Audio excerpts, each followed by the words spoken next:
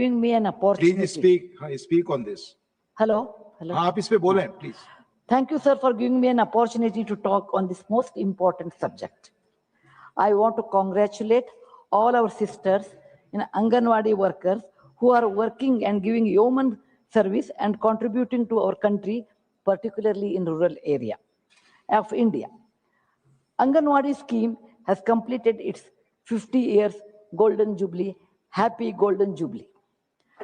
Let me talk a little bit about Anganwadi Center, sir. In 1975, ICDS, Integrated Child Development Scheme, was developed to look after pregnant women, lactating mothers, and children between the age of 0 to 6 years. Basically, it was a form of ECCE, Early Childhood and Care Education. It continued for a long time in a buffer zone, taking care of malnutrition. A big change came in 2002. Under the leadership of our Prime Minister, then our Prime Minister, Shri Atal Bihari Vajpayee ji, he took a major step with the 86th Amendment of our Constitution. This led to all children born in our country having a fundamental right to free and compulsory education between the age group of 6 to 14. And also, Article 45 was amended and created a DPSP, Directive Principle of State Policy for ECCE.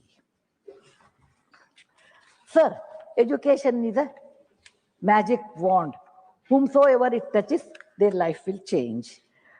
Everything is possible with education. It makes a person's different destiny. It improves the society. It also contributes to the country's economy if you are educated. Nobel laureate Dr. James Hackman once said, if you give 1 rupee, invest it in the quality, early childhood education, it will lead 13 times more to the economy of the country. So data shows if you invest 1 rupee in the hard infrastructure, it also grows, it also improves the country's economy, but it is only 2.3 times. That only shows the importance of early education to our children. In 2018, our Prime Minister Shri Narendra Modi ji revamped and expanded ICDS to Poshan 1.0. This was the most important work because it started initiating the digitalization of the Poshan tracker. This enabled monitoring and strengthening of Anganwadi worker center service. It was a massive work. It was not easy because our country is large. It was launched started in 2018, but it was completed, application was completed in 2021. I want to congratulate the Ministry of Women and Children Department for their hard work, which has been a great success. In 2001, Poshan 1.0 was further revamped, and it was called Mission Saksham Anganwadi and Poshan 2.0 for integrated, holistic development of the child and nutrition. It has 2 divisions. One is Saksham Anganwadi, which gave more important to infra development, and Poshan 2.0 providing to take home rations to lactating mothers, pregnant women, and children between the age of 0 to 3. It also gave healthy snacks, healthy lunch. Doctors say, with their research, that it's very important, first 1,000 days when a mother conceives and the child grows up, it comes to 2 years, 3 months. They are the crucial days where the mind and the body develops. And taking care of that, Government of India has done a fantastic work, giving lactating mothers, pregnant mothers, taking ration home. In 2023, Government of India came with a new campaign, PB, Poshan Bhi or Padai Bhi, which is a very beautiful line actually, which gives a uniform training to all Anganwadi workers all over India And this scheme is valid for 2023 to 26.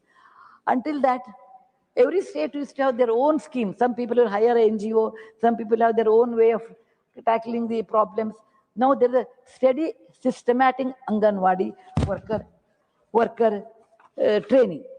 In 2024, Ministry of Women and Child Development introduced two curriculums. One is Navachetana for 0 to 3 years. Other one is Adarsh Chila between 3 and 6 years. This curriculum provided Anganwadi workers to monitor the development of a child, organize preschool activities, and many more things. Sir, I want to give some analysis of the importance of ECCE. NEP 2020 notes that it is important that children receive good education between 3 to 8 years. During that period, children's cognitive, motor, socio-emotional skills will develop very well. NEP 2020 also tells that it is between up to age 6, your brain, 85% of your brain will develop. Sir, let us now look at some numbers. According to me, according to the statistics, in 2021 estimation, there are 16.1 crore children between the age of 0 to 6 years. That means it is 11% of our population. Sir, our portion portion tracker notes that there are 3.5 crore children, but between the age gap of 3 to 6 years attend Anganwadi centers. Additionally, there are 4 more crore children who are benefited by these schemes. There are a few well-off people in our country. Their children will go to private schools, and I'm not talking about that. I'm standing here on the behalf of all those remaining children here, sir. Where do they go? When it is a 16.1 crore and 3.5 crore plus 4 crore negligible well-off people who will go to school, where are the remaining children? Where will they go? They don't come to Anganwadi, then where will they go? Probably they are going. They may be rowing on the dusty roads in the rural area. Or they may be accompanying their parents in a dangerous working places like railway tracks, etc. Or they may be playing somewhere without any supervision. And I care for those children. I stand here, sir. As Anganwadi education is not compulsory, these children are always neglected because the method is, the rule is 6 to 14. So nobody bothers between 3 to 6. There are many reasons for that. Number one, parents are normally, these are the people who are not well off, who are working. They are not even aware of the importance of Anganwadi education between 3 to 6, where your brain develops, where you get nutritional food, where you have preschool activities. They are not even aware of it. Second one, they may not even have a time to think about it because they are so busy in making both ends meet for their livelihood. They say they don't even think. Number three, anyway, they have an attitude. The child will go to school after 6 age for the standard one. Why worry about it? They are not aware by doing that, it is going to affect the children's future and their capacity. Result of this is very upsetting, sir. Let me take 2 examples. Let me take a girl A and a boy B. I always believe girls are smarter, so let me tell that one. Both of them are brought up in the same atmosphere in a rural area where there's Anganwadi, and girl A or a girl will go to Anganwadi between 3 to 6. She will learn cognitive skills, motor skills, socio-economic skills. She will learn good hygiene habits. Everything happens to her. Her brain is also developed. The other child who doesn't go from the same area, and both of them at the age of 6 go to school in the first standard. The girl A will have step by step, so she goes to the next step. The boy B is not able to go to step 1, he has to jump to step B. The child which comes to school without any preparation of any of these skills gets scared. These are the hurdles. The child sits at the back bench probably, worrying that what will I do, how will I talk, what the teacher will say. I don't know what is A, I, E or A, B, C, D, whatever language you have. Doesn't know how to count, doesn't have any other skill except that he has played last 3 to 6 years somewhere else. The child gets diffident. The child is worried. Child thinks about his self-esteem and self-worth. The child is scared. This is not for all children. There are many children who directly come to class 6. They also can overcome, but if the child has a great potential. But I'm talking about normal children. Then if the child has to improve, a teacher, a parent, or the child, or all three of them should consult, then it is possible to overcome this hurdle. Many a times it is not possible. So the child carries this of scared of learning, going to school, the joy of learning, the joy of going to school, because the fundamental is weak. When you build a building and your base is not good, the building will collapse. So the same thing will happen to the children who do not have a good base, and that means a mental base. So this dark mark will remain with the child even when he or she goes, other classes. The results are really difficult. The child will not enjoy his education. Sir, children are our future. They are rising sun. Their early education should benefit to their life. Hence, I request through you, sir, to our government to consider amending our constitution to give fundamental right to education from year 6 to 14 years to 3 to 14 years. Just increase 3 more years, but fundamental years, not later years, so that children can stand up in life with a good base and good skill. Sir, let us look at some opportunities in case it has been amended. Number one, the female labor force participation will increase because of the more Anganwadi workers and Anganwadi helpers in Anganwadi centers. Second, the family of children who are going to work, their productivity is very high because they are not worried about where the children will be at that time. The most important thing is the early detection of disabilities. Suppose the child goes to Anganwadi, there's a screening method. There you will come to know the child is, in speech or in hear or in either malfunctioning is happening. Early screening helps them their future because they can get corrected in an early stage. We always say when the sapling cannot, you can bend a sapling when it is very small, young, in any direction. Once it becomes a tree, it's very difficult to move. Similarly, any intervention, any help is required for such children with some malfunctioning is there, that can be taken care in screening. And this is one of the most important things in Anganwadi. Number 4, children brain is completely developed by this time. It's a great boost. Sir, I have a few more humble suggestions to the government, to the Madam Annapurna Devi. We must have a large-scale awareness for this 3 to 6 year education. The beautiful campaign which caught my eye was Beti Bachao, Beti Padhao. Similar kind of a campaign is required for children between age 3 to 6 to go to Anganwadi. The government can consider, state government can consider to rope CSR funds from industries. Sir, every company has CSR mandatory, which is 2%. And second thing is there are certain rules are there which the schemes come under CSR. Some schemes do not come under CSR. I would request ma'am to think over it.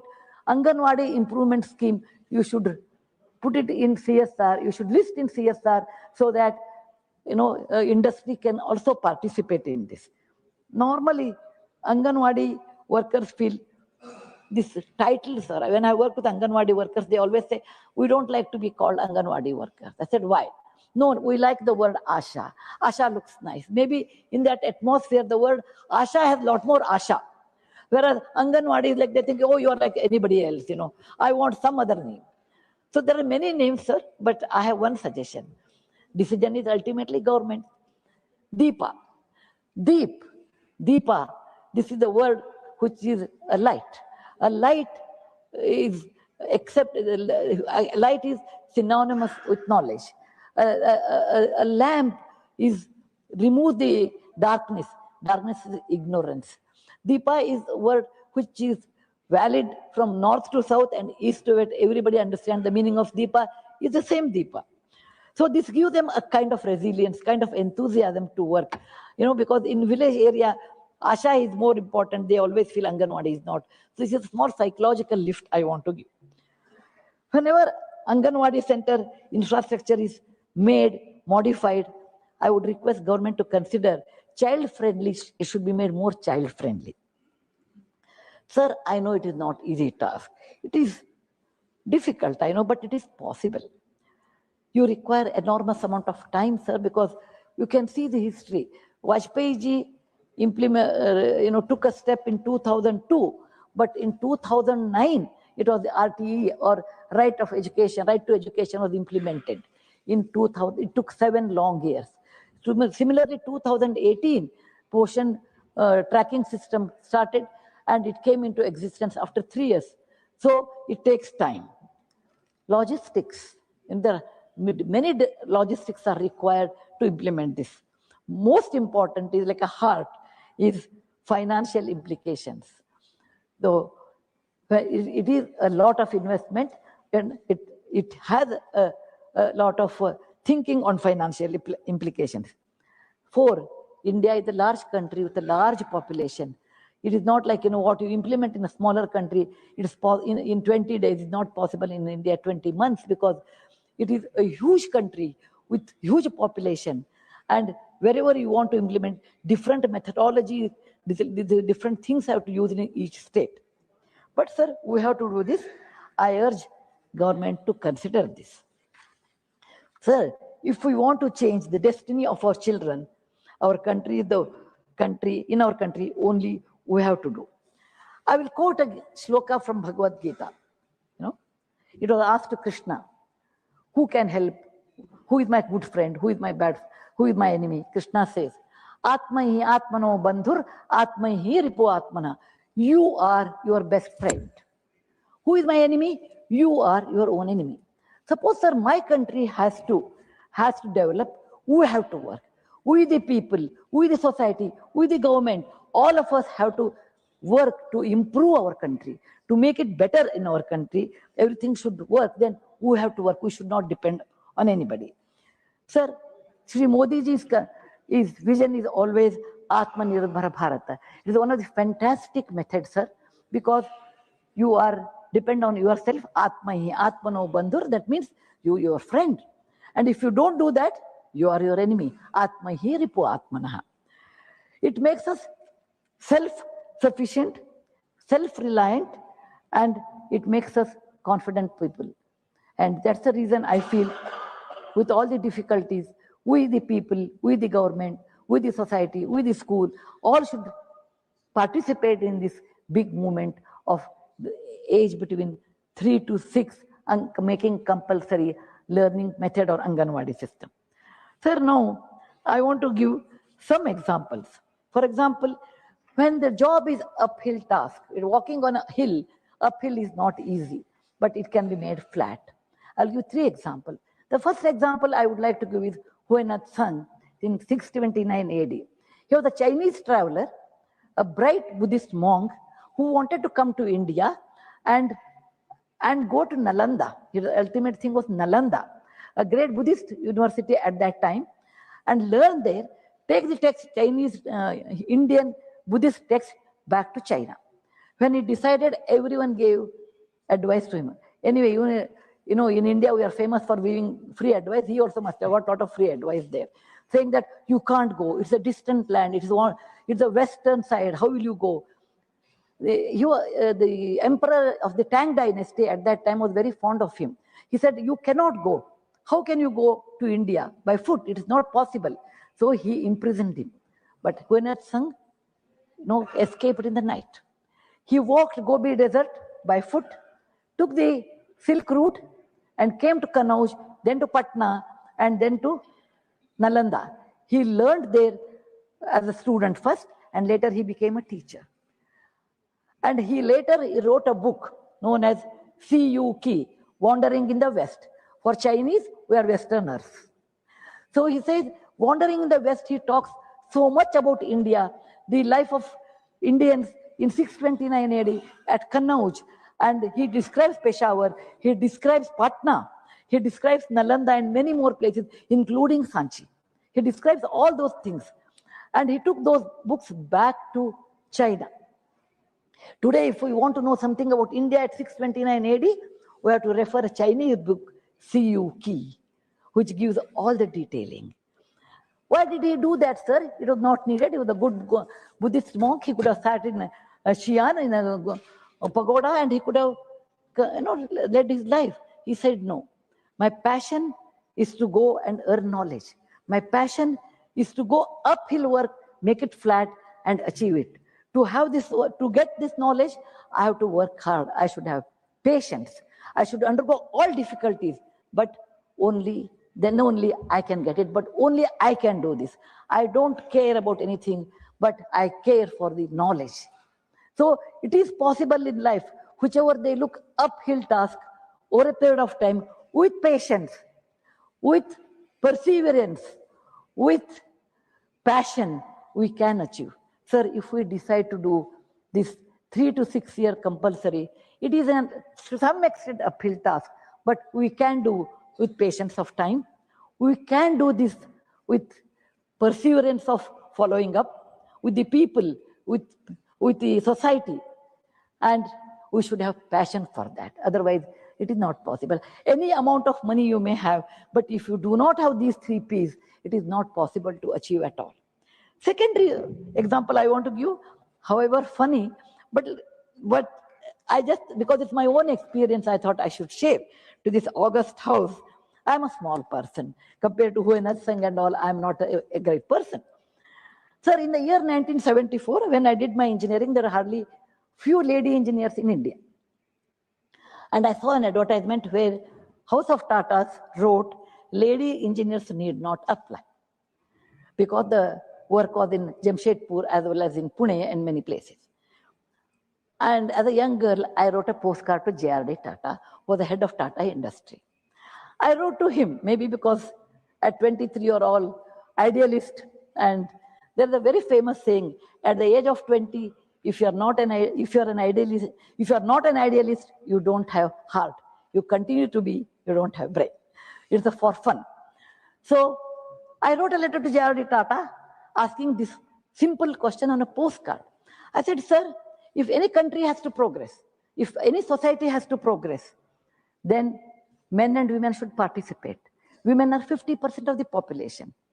And if you say, even though they are technically qualified, and if you say lady students need not apply, that means you are not opening a door for a technical person in your company.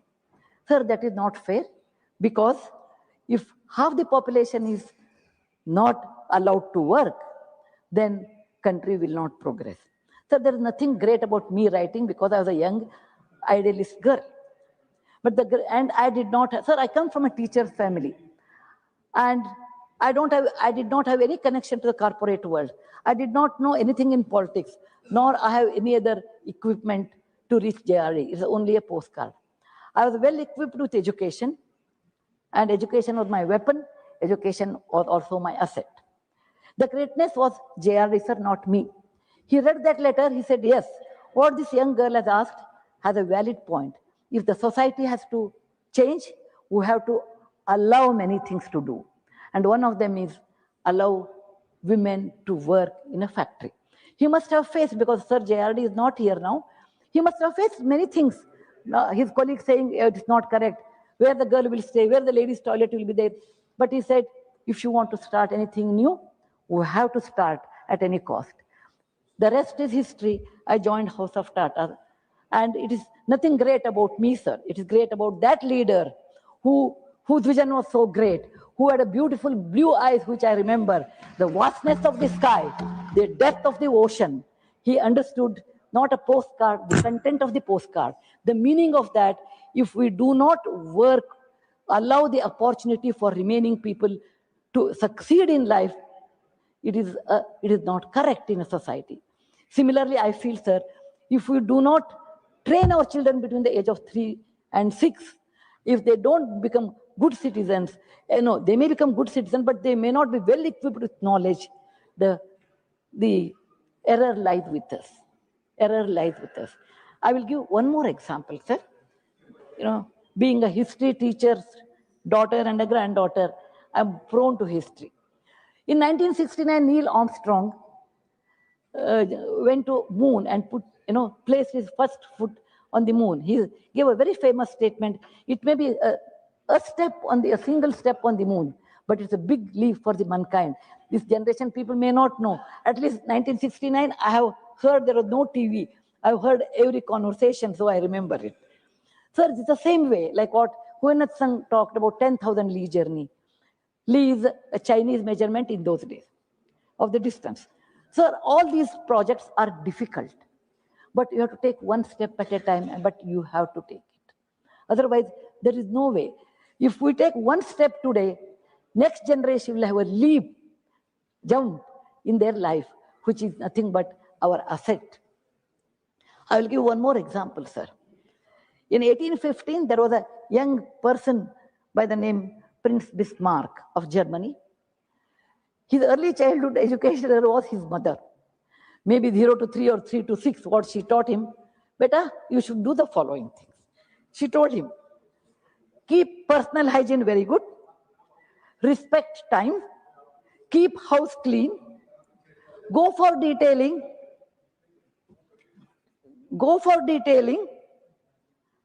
in any work, become efficient, and many more things she taught. He learned that, and it became a part of his life. When he became a chancellor of Prussia in those days, he made all his subjects in that country all these principles. Keep personal hygiene, keep roads clean, keep parks clean, respect time, be efficient, go into the detailing, and become efficient. And it continued for 2-3 generations. It became a part of DNA of Germany. So today, Germany is synonymous with efficiency, accurate measurement, precision, and cleanliness. Sir, anything we do every day, it becomes a part of DNA. So I want all mothers and parents should understand, like how we brush our teeth, take bath, have breakfast and go to school. All parents and mothers should have that kind of a DNA, that children at the age of 3 should get up, brush their teeth, have their breakfast, go to school. This should be automatic, autonomous, automatically should happen. Reflection should be immediate reflection. To happen that, we have to practice continuously. To practice that, we should have a project first. We should have a project, then you have to practice. It becomes a part of DNA. When it becomes a part of DNA, without any effort, you do that work. You do that work. And this should become a DNA in Indian culture. To have that, sir, we should have this project.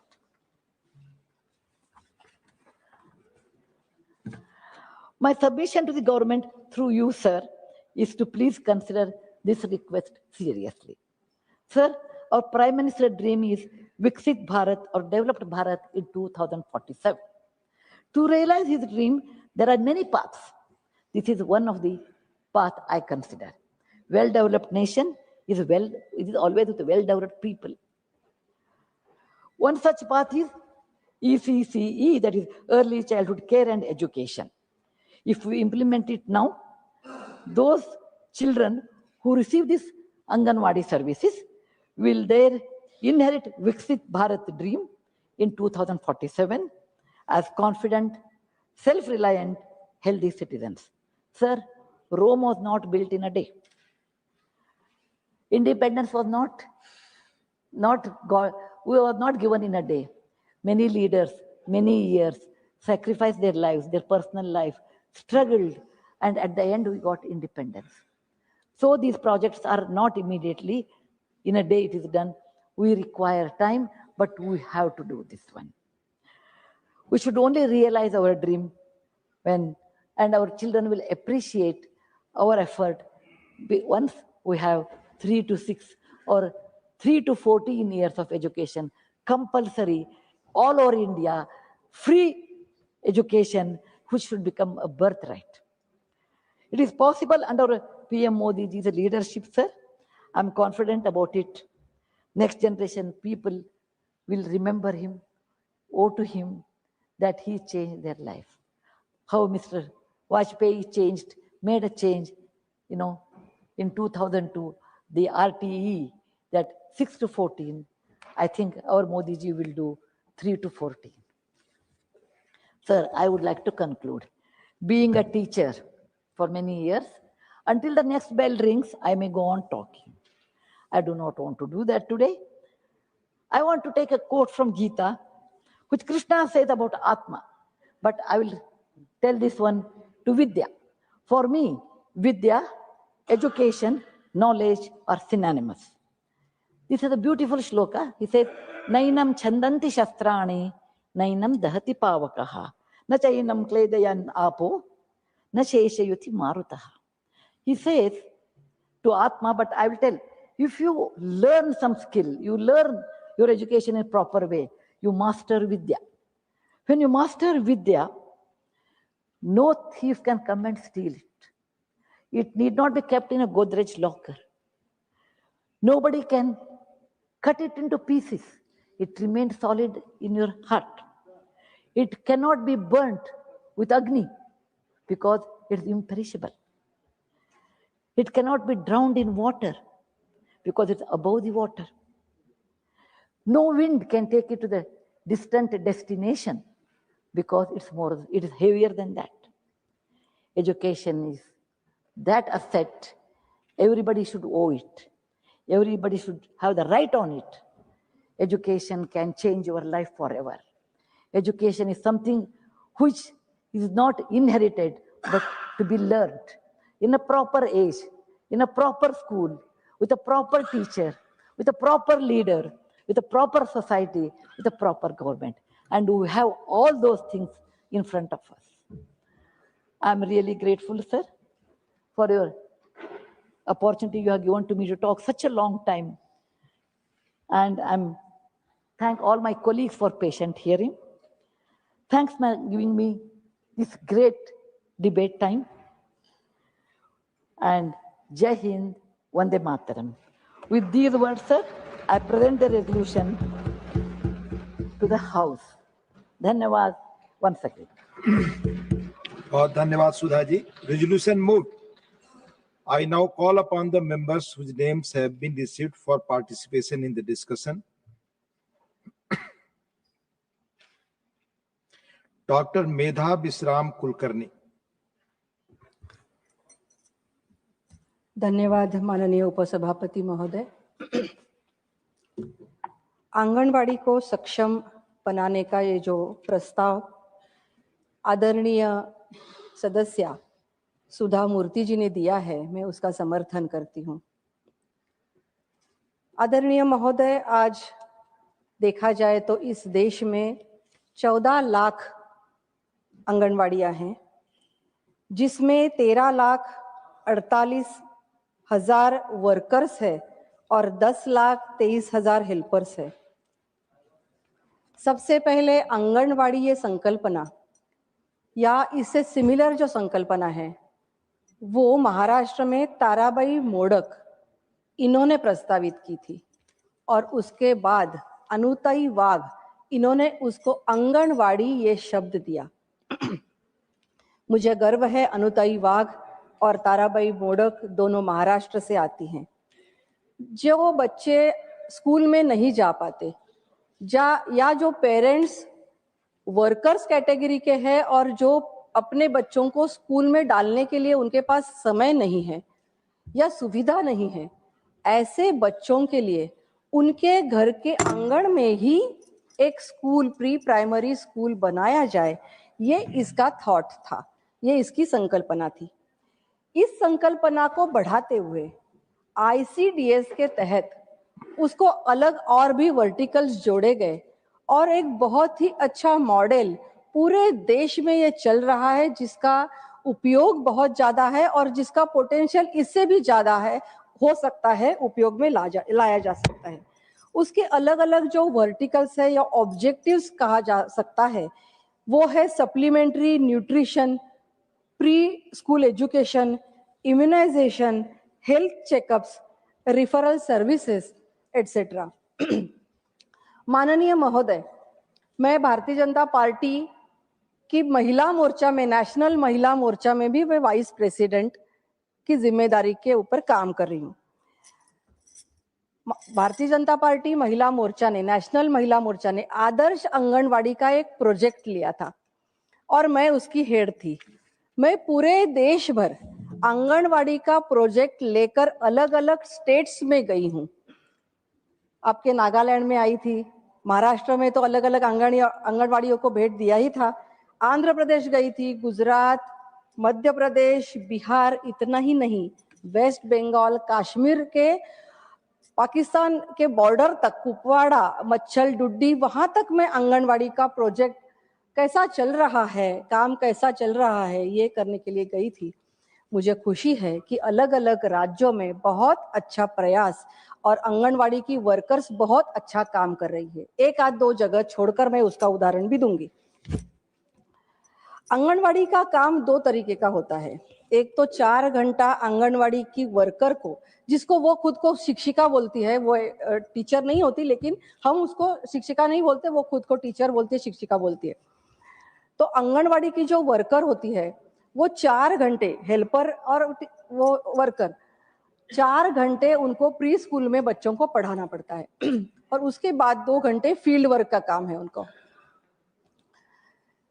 ये जो 7-8 घंटे का काम होता है उसके extend भी हो जाता है। 250 घरों के पीछे एक आंगनवाड़ी सुनिश्चित की गई है।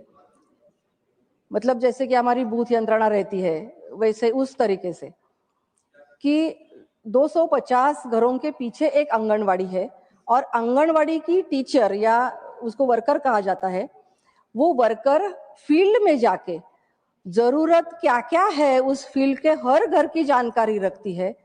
शासन सरकार की जो योजना है उसका लाभ हर घर को देती है।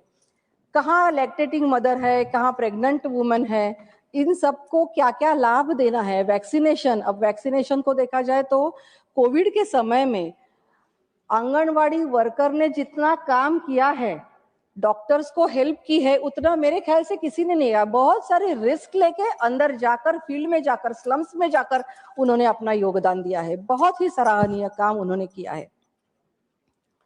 तो फील्ड में उनके लिए बहुत सारे काम होते हैं। माल न्यूट्रिशन के जो बच्चे हैं, माताएं हैं, सुदृढ़ माता, सुदृढ़ बालक, इसका कंपटीशन लेना, सब काम उनको ट्रेनिंग देना, पोषण आहार कैसे अच्छा बनाए उसको माताओं को ट्रेनिंग देना, ये सब का काम वो उनको करना पड़ता है। और 4 घंटे जो बच्चों को पढ़ाना, अभी सुधा दीदी ने कहा कि किस तरह से अलग अलग स्किल्स, ये इनफॉर्मल एजुकेशन होता है, मैं खुद एक टीचर हूँ तो किस तरीके से प्री एजुकेशन होता है तो सबको मालूम है, मैं उसके डीप में नहीं जाऊंगी, लेकिन ये सब स्किल्स पहले उसको आने चाहिए, फिर वो बाद में उसका उपयोग करेगी। तो बहुत सारी समस्याओं को उसको फेस करना पड़ता है, जैसे कि उनको स्मार्टफोन्स दिए गए हैं। बहुत सारी जगह नेटवर्क न होने की वजह से स्मार्टफोन्स काम नहीं करते, तो वो डेटा भेज नहीं सकती। उनको ये कहा गया है कि पेरेंट्स की वीडियो डालकर, 20-20 सेकंड की वीडियो लेने हैं उनको, 20 सेकंड के, वो वीडियो लेकर उनको डालना पड़ता है। वो समय पर अगर नहीं डाले जाए तो उनका जो प्रोत्साहन निधि है वो उनको नहीं मिलता। उनको रिकॉर्ड रखने पड़ते हैं। मैं उदाहरण दूंगी, किसी को क्रिटिसाइज करने के लिए नहीं। मैं वेस्ट बंगाल गई थी वेस्ट बंगाल में हमें धक्के मारकर निकाला गया।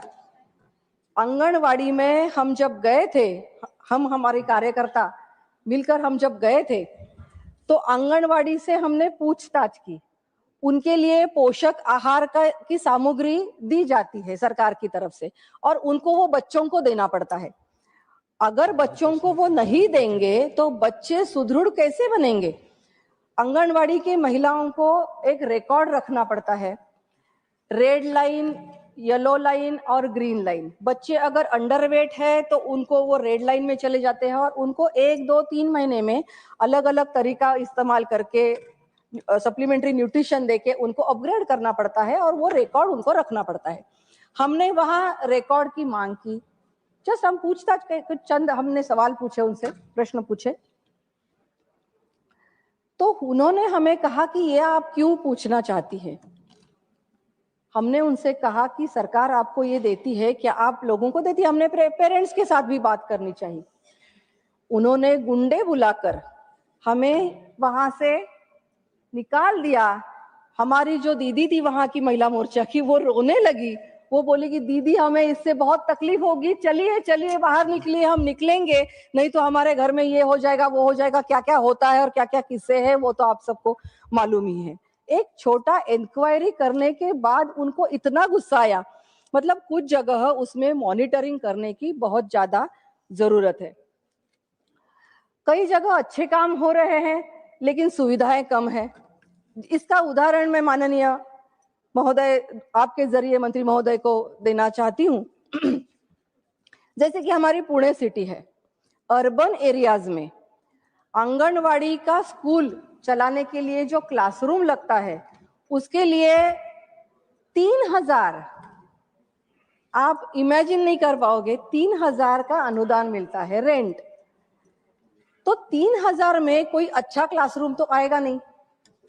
सुविधा अच्छी होने के लिए ज्यादा पैसा खर्च करना पड़ता है और उतनी सैलरी आंगनवाड़ी की शिक्षिका की होती नहीं है, ये जो खुद के जेब से खर्च करे। तो प्रॉब्लम यह है कि रूरल एरियाज में 1500 और अर्बन एरियाज में 3000 मैक्सिमम रेंट इनको मिलता है। तो अगर टॉयलेट्स, पैंट्री, बाकी सब सुविधा, ऐसी क्लासरूम्स अगर उनको चाहिए तो उनके लिए ज्यादा रेंट देने की आवश्यकता मुझे महसूस हुई। हमें सबको मालूम है कि प्री प्राइमरी स्कूल्स की ताकत कितनी ज्यादा है। 0 से 3 आयु के बच्चे और 3 से 6 आयु के बच्चे साल के, उनके ऊपर हम जितनी मेहनत करेंगे उतना ही रिजल्ट बाद में उनकी शिक्षा में हम ला सकते हैं। क्योंकि 0 to 6 इयर्स बच्चों का ग्रोथ रेट बहुत ज्यादा होता है, लेकिन अगर ये बैंडविड्थ जो है वो हमने अगर मिस कर दी तो आने वाली अगली उनकी शिक्षा जो है उस पर उसका परिणाम अच्छा नहीं होगा। और इस पर अगर हमें फोकस करना है तो आंगनवाड़ी सक्षम करने की, आंगनवाड़ी अच्छी होने की, आंगनवाड़ी में सुविधाओं की पूरी तैयारी होने की बहुत आवश्यकता है। और 3000 के प्रति माह रेंट में ये हो नहीं सकेगा। आंगनवाड़ी एक ग्रास रूट से जुड़ा हुआ ऐसा प्रकल्प है।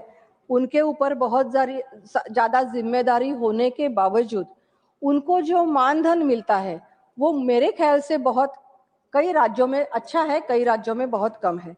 तो राज्यों का अपना कंट्रीब्यूशन उनको बढ़ाना पड़ेगा, क्योंकि वहाँ के लोकल रेसिडेंट्स के लिए आंगनवाड़ी की सुविधा है। तो मुझे लगता है कि सेंट्रल गवर्नमेंट ने उनको इंस्ट्रक्शन देनी चाहिए। सेंट्रल गवर्नमेंट का एक कंट्रीब्यूशन होता है और राज्यों का भी कंट्रीब्यूशन होता है, लेकिन कई राज्यों में ये कंट्रीब्यूशन बहुत ही कम है। तो मिनिमम सैलरी कितनी होनी चाहिए उसका कुछ आंकड़ा तय किया जाए और उसके ऊपर काम किया जाए। आंगनवाड़ी की सेविका जहाँ रहती है वहां से निकलकर उसको वहां आंगनवाड़ी तक पहुंचने के लिए बहुत ज्यादा समय भी जाता है, बहुत ज्यादा उनका खर्चा भी होता है। तो 10,000, 11,000, 13,000 की सैलरी में अलग अलग जगह अलग अलग सैलरी है, कई जगह अच्छी सैलरी है, 20,000 वगैरह हो सकती है। तो मेरे ख्याल से अच्छी सैलरी उनको मिलनी चाहिए। उनको ज्यादा जिम्मेदारियां हम और भी ज्यादा दे सकते हैं, क्योंकि वो 250 घरों में रोज जाती है, तो उसको अलग अलग और भी जिम्मेदारियां हम दे सकते हैं। जैसे कि मातृ वंदना योजना उनके इसमें है ही, जिम्मेदारी के इसमें है, कक्षा में है। उसके अलावा वैक्सीनेशन है और भी है, और भी ज्यादा जिम्मेदारियां उनको हम दे सकते हैं और ज्यादा सैलरी भी हम दे सकते हैं। क्या ऐसा मॉडल हम ला सकते हैं? इस पर विचार करना चाहिए। पुणे जैसे एरिया में एक प्रयास किया जा रहा है कि पुणे म्युनिसिपल कॉरपोरेशंस के जो स्कूल्स है, स्कूल में इंफ्रास्ट्रक्चर अच्छा होता है, उससे आंगनवाड़ी को जोड़ा जाए। तो इस प्रयास का भी बाकी जगह अनुकरण अगर हो सकता है तो अच्छा इंफ्रास्ट्रक्चर वाला क्लासरूम हर आंगनवाड़ी को मिल सकता है। जेडपी के स्कूल्स है, म्युनिसिपल कॉरपोरेशंस के, नगर पालिका के स्कूल्स है, तो इनके साथ आंगनवाड़ी को जोड़ा जा सकता है। मुझे मालूम है कि आंगनवाड़ी महिला बाल विकास के अंतर्गत आती है। Members I will request please, आवाज आती है प्लीज। यस। और ये एजुकेशन से संबंधित सब्जेक्ट है, लेकिन दोनों सब्जेक्ट्स जोड़कर, क्योंकि ये आंगनवाड़ी जो है वो प्री एजुकेशन के लिए काम करती है और न्यू एजुकेशन पॉलिसी में आंगनवाड़ी को बहुत last sentence new education policy में प्री प्राइमरी एजुकेशन को प्राइमरी एजुकेशन से जोड़ा गया है। तो इसलिए ये दोनों डिपार्टमेंट्स जोड़कर कुछ ऐसा मॉडल सामने ला सकते हैं जिससे आंगनवाड़ी सुदृढ़ हो और प्री प्राइमरी एजुकेशन और बाकी योजनाओं का ही लाभ हो।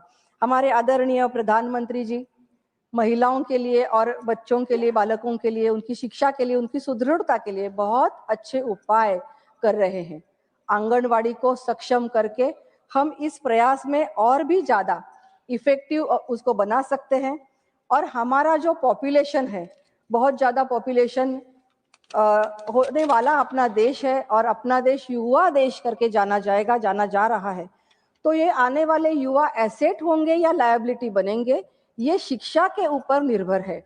इसलिए मुझे ये रिक्वेस्ट करनी है कि आंगनवाड़ी को सक्षम बनाया जाने की आवश्यकता है। मुझे आपने बोलने का अवसर दिया, मैं आपको धन्यवाद ज्ञापित करती हूँ। बहुत धन्यवाद doctor Medha ji. Honourable P Wilson ji. Thank you, Deputy Chairman, sir. I welcome the private member resolution to amend Article 21 and introduce Article 21B, guaranteeing free and compulsory early childhood care and education between 3 to 6 years, and all children receive equitable and holistic early childhood support. Sir, this can also be done by amending Article 21A itself. Chairman, sir, Article 21A, which was introduced in 2009 for a noble cause, is now sought to be made meaningless even to a child between 6 to 14 years because of the new policy of Union of India. Let's see whether Article 21A really receives its literal respect in this country. The Union government collects 4% health and education cess from every citizen. These funds are meant exclusively for schemes under Article 21A, the fundamental right to free and compulsory education. Now let's see whether it is spent meaningfully. The Samagra Shiksha Abhiyan is funded from this cess. It is not charity, it is not discretion, it is a constitutional obligation. But instead of honoring that obligation, the union government has chosen to punish the state of Tamil Nadu by withholding 3,548.22 crores of Samagra Shiksha Abhiyan funds that directly belong to the children of this country. On what basis, sir? Because our state refuses to accept a non-binding national education policy, a policy that never been placed before the parliament for legislative scrutiny. Will this policy bind state of Tamil Nadu, which has a law to teach only 2 languages in our state? Is this how cooperative federalism is supposed to function? Is dissent from a state government now a reason for the union to financially strangle school education and deny fundamental rights to children? Sir, because of this arbitrary and vindictive withholding of funds, 44 lakh students, 2.2 lakhs of teachers are being directly affected in Tamil Nadu. It is completely unacceptable in a union of states. Chairman, sir, there is another pathetic situation of wherein 98 lakhs teachers are going to lose jobs in this country within 2 years, thus have a direct effect of Article 21A of the Constitution. Chairman, sir, the interpretation of RTE Act and NCT Act by the courts mandates that all in-service teachers of minority schools who have never written the teachers eligibility test must now pass that test within 2 years, failing which they will lose the jobs within 2 years. The Right of Children to Free and Compulsory Education of 2009 Act, shortly called as RT Act, is applied retrospectively to all teachers in this country to qualify teachers eligibility test. Even teachers with less than 5 years of service remaining have been stripped of the promotion if they don't qualify in TET. Such alteration of service condition and disruption of the legitimate expectation of promotion after appointment certainly violates their rights. Sir, in Tamil Nadu alone, 4 lakhs teachers will be losing their jobs. Across India, 98 lakhs teachers are going to be affected and will be losing the jobs. Therefore, Article 21A is under great threats and schools will have no experienced teachers after 2 years. These teachers who are going to lose their jobs were fully qualified, legitimately recruited, and professionally competent under the statute rules that existed at the time of appointment.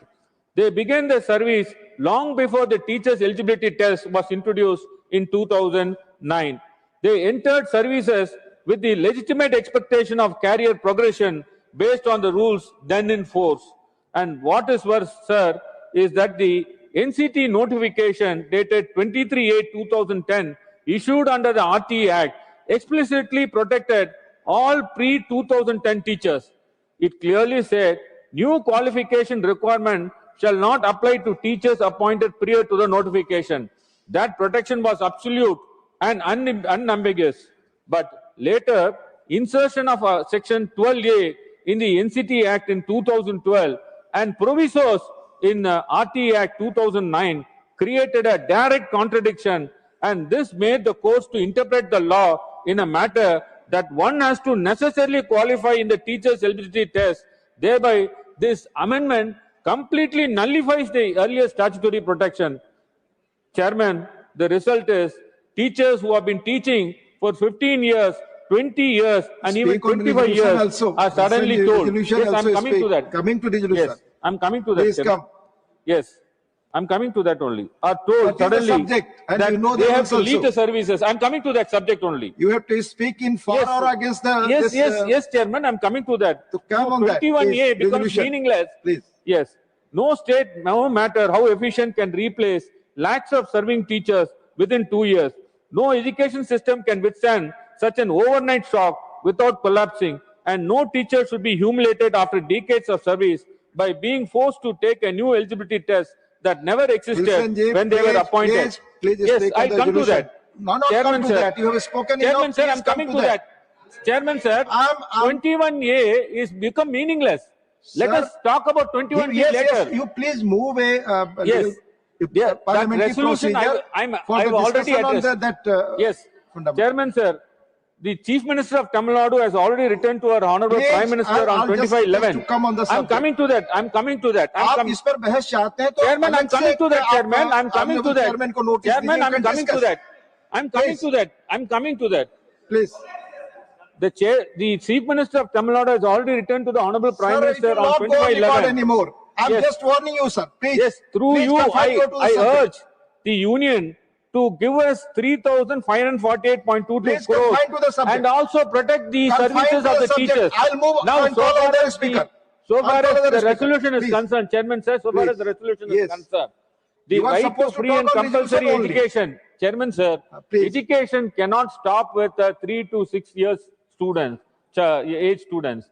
It has to be seen from 6 to 12 years, because 21A is a valuable right, Chairman sir. This RT Act was brought in 2009 to see that all children in India gets the education, and that is why this 21A was brought in. What I wanted to point out is that 21A is become meaningless today because of the attitude of the union government. No doubt, So you we move on- have move to on appreciate. on this. No doubt, we have to appreciate Yes, she is yes. bringing that new amendment, and the constitution has to be amended accordingly. But if you see this, compulsory education cannot be confined to elementary levels alone. It must be progressively extended to cover all students up to class 12, ensuring continuity equity, and universal access to quality schooling. Expanding this constitutional guarantee is essential not only for strengthening our human capital, but also for upholding the spirit of social justice and preparing the next generation to meet the challenges of a modern knowledge economy. I conclude. I therefore urge the Union government to act decisively and initiate the process of including Article 21A and 21B to make free education up to 12th standard as a constitutional right. Thank you, Chairman, sir. Thank you. Susri Swati Maliwal ji. Thank you, Chairman, sir. Sir, I'm thankful to Sudha Murthy ma'am, a brilliant educationist, for raising such an important issue, and I fully endorse her demand. Sir, this is an issue that will define the quality of India's future. If we strengthen the first 6 years of a child's life, we strengthen the next 60 years of our nation. So research shows that 85% of the brain is developed until the age of 6 years. इसलिए दुनिया के सबसे developed देश Japan, Finland, south Korea सबसे ज्यादा investment बचपन पर करते हैं. Sir, Japan's preschools are famous for raising emotionally strong, socially responsible, and extremely independent children by the age of 6. वहां 3 साल की उम्र के बच्चे खुद अपना काम करते हैं. क्लासरूम में उनसे रोज सफाई करवाई जाती है. यहां तक कि खाना तक उनको सेफली खुद बनाना सिखाया जाता है. Sir, this is not punishment, it is character education. इससे बच्चों में सर शुरू से इंडिपेंडेंस और कलेक्टिव रिस्पॉन्सिबिलिटी की फीलिंग आती है. सर, ये सोच टूट जाती है कि मेरी गंदगी कोई और साफ करेगा. सर, इन कंट्रीज में प्ले बेस्ड लर्निंग पे फोकस रहता है. This builds curiosity, emotional health and love for learning. Sir, वहां टीचर का रोल कोई बॉस की तरह नहीं होता, बल्कि गाइड और दोस्त की तरह होता है. सर, आज इंडिया के पास वर्ल्ड का लार्जेस्ट अर्ली एजुकेशन सिस्टम है, पर quality gap is huge. Sir, हमारे देश में 13.9 लाख आंगनवाड़ी सेंटर्स हैं. ये नंबर बहुत बड़ा है, पर 50% आंगनवाड़ी की अपनी बिल्डिंग तक नहीं है. 27% आंगनवाड़ीज में फंक्शनल टॉयलेट्स नहीं है. 47% में पाइप्ड वाटर कनेक्शन नहीं है. और सर, लगभग 10% सेंटर्स सिंगल वर्कर मॉडल पे चल रहे हैं. मतलब एक ही दीदी है, वही दीदी टीचिंग भी करती है, रिकॉर्ड कीपिंग भी करती है, कुकिंग भी करती है, सब करती हैं. And she is the most underpaid in our system. Sir, according to NFHS, about 49% of children enrolled in Anganwadi were not attending the preschool services. Sir, इसी वजह से आज प्राइवेट प्ले स्कूल्स हर गली, हर मोहल्ले, हर कॉलोनी में खुल गए. सर, उनका मार्केट 25,000 करोड़ रुपए क्रॉस कर चुका है. सर, फीस 30,000 से 2 लाख रुपए तक है. मिडिल क्लास तो जैसे तैसे करके अपने बच्चों को प्राइवेट स्कूल्स में पढ़ा रहे हैं, पर भारत का गरीब प्राइवेट प्ले स्कूल अफोर्ड ही नहीं कर सकता. वो आंगनवाड़ी पर ही डिपेंडेंट है. सर, इसीलिए आंगनवाड़ी का सुधार ऑप्शनल नहीं है, it is an imperative thing for the nation. Sir, हमारे करिकुलम की भी ओवरहॉलिंग की बहुत ज्यादा आवश्यकता है. सर, हम आज भी कॉलोनियल माइंडसेट वाला करिकुलम चला रहे हैं. हम अभी भी ब्रिटिश एरा का रेक्टाफिकेशन और क्लेरिकल स्टाइल सिलेबस पढ़ाते हैं. सर, वो जमाना अलग था. उन्हें स्लेव्स चाहिए थे, हमें क्रिएटर्स चाहिए.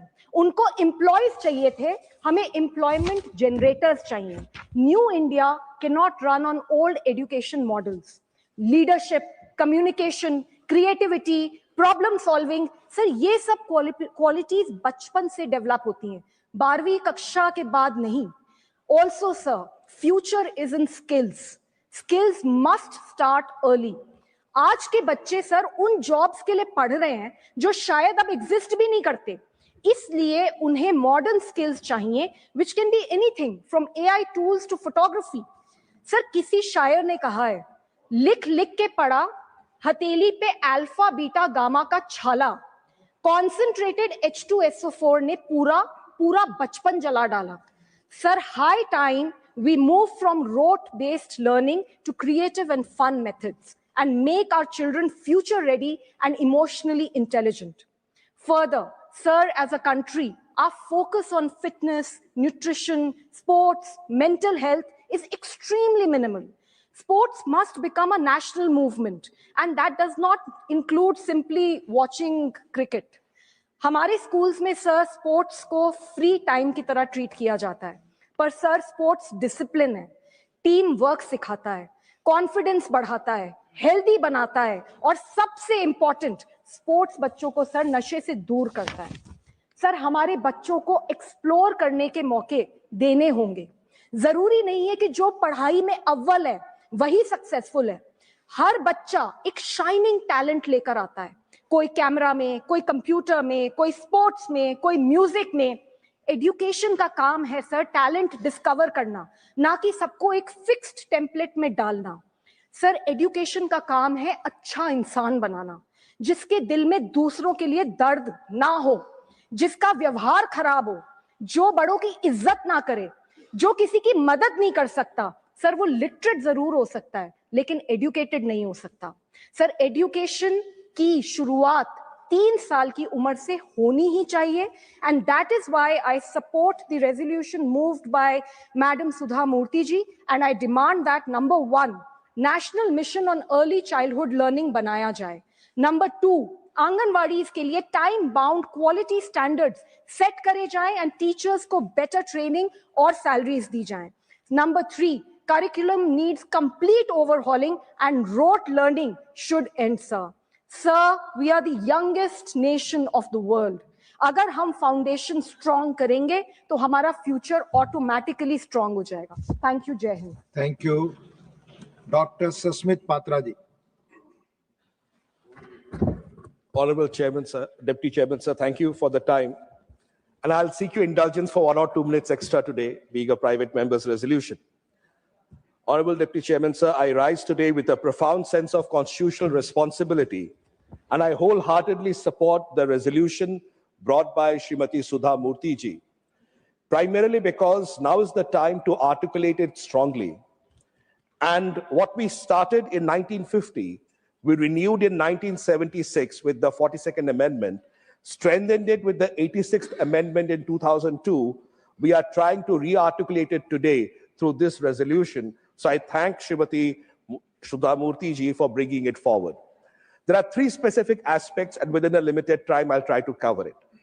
Firstly, the need for introducing a new Article 21B guaranteeing free and compulsory ECCE, early childhood care and education, including nutrition, health services, and pre-primary learning for every child from 3 years to 6 years.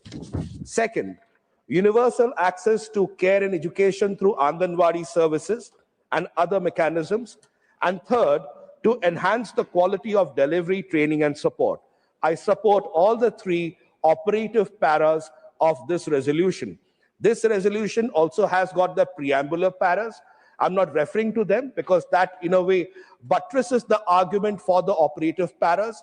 So these 3 operative paras being there, and the lack of time, I'll focus on only these 3 operative paras.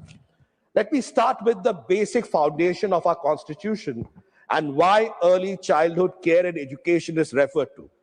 Let's start with Article 21, Honorable Deputy Chairman, sir, the right to life. And the Supreme Court over the decades has expanded the right to life in Article 21 to encompass many such areas of life and liberty. If we were to go back to Francis Corellia Mullen versus the Administrator of Union of Territory of Delhi 1981, or Bandhua Mukti Morcha versus Union of India, we would see jurisprudence which actually states why the right to life and liberty is held so precious, and whether it's privacy, whether it's education, whether it is health, each and every aspect, including clean air, comes under the Article 21, right to life and liberty.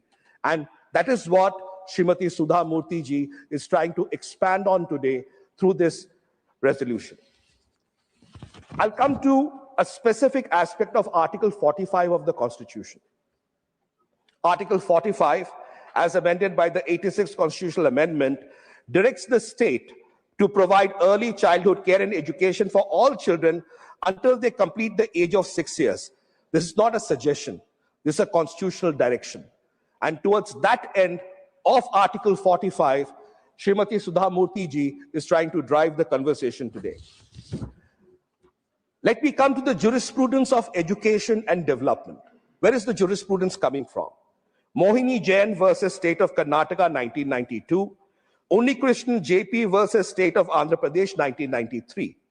Both these landmark judgments have actually led to the Supreme Court that held the right to education, including the right to free education for children up to 14 years. This was before Article 21A existed. We are talking about 21B today, but before 21A came, the precursors of jurisprudence that flowed from the courts actually energized the parliament to go forward and think about 21A. So what did the parliament do in return, in response to these specific jurisprudence arising out of the Supreme Court? It passed the 86th Amendment and codified the right to education under Article 21A. Today, we are standing at an identical moment in history. The court has repeatedly interpreted Article 21 to include components of early childhood development. Now the parliament must take a step, as was seen in 1993 jurisprudence, to consider the inclusion of Article 21B to further strengthen what this resolution wants to bring about on ECCE. I would like us to consider for a moment the right to food. People's Union for Civil Liberties versus Union of India, 2001 and onwards, where the Supreme Court said that every child is entitled to supplementary nutrition, Anganwadi centers must be established in every habitation, and children between 0 and 6 years must receive nutrition and preschool education through ICDS. So this is how we have moved forward. I come to the second aspect of it. In the paucity of time, I'll keep moving quickly. I'll come towards the statutory and policy structures that support this resolution and try to buttress the statutory and policy structures that will help this resolution come true through Article 21B inclusion. First, the Right of Children to Free and Compulsory Education Act of 2009. Second, the National Food Security Act of 2013. Third, the Juvenile Justice Care and Protection of Children's Act 2015. If we were to look at all of these three, along with the National Education Policy of 2020, we would realize whether it's food, it's education, it's primary health care, children's development, all of them have already been taken care of through several laws and jurisprudence over the last 50, 70 years of our democracy. And that is why the idea of 21A came forward. Another 2 minutes. Please, sir. So the national education, I come to now to the NEP. The National Education Policy of 2020 declares early childhood care and education to be a national priority. This is what the resolution is also about, to use ECCE as the national priority and commits the country to achieving universal ECCE by 2030. So we have created a target for ourselves. And if this resolution passes through Article 21B, then that will further give us energy to go forward. I come to the National Curriculum Framework for the Foundational Stage 2022, which is part of the policy as well. It provides a pedagogical roadmap about how we have to go forward for people, for the children from the ages of 3 to 8. It's not that we do not have frameworks. We have them, but we have to energize them. I will not talk of the international obligations. I understand that the time is over. Convention on the Rights of Children of 1989, Sustainable Development Goals, etc., etc. I'll come to the last 3 operative points. 1, the constitutional right to Article 21B. 2, universal access to strengthen Anganwadi. And 3, the supported system. The last 30 seconds. Let us adopt this resolution with conviction. Let us make Article 21B a reality. Let us strengthen the Anganwadi system and all mechanisms of early care. Let us equip our educators and caregivers with skills, dignity, and resources they deserve. And above all, Honorable Vice Chairperson, ma'am, let us honor the children of India, the silent citizens of our democracy, the sovereigns of our future. With these words, I support the resolution brought by Srimati Sudha Murthy ji, and I hope it passes through. I thank you.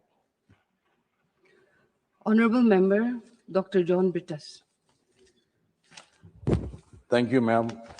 Hope the chair would be magnanimous like it was to Sasmit. I feel that I'm honored to speak on a resolution moved by Sudhaji. Her insightful philosophical words have given a direction to us. Though I have certain reservations when she tried to compliment the government for what they're doing. If her genuine expressions with regard to the government were right, then there was no need absolutely for a resolution like this.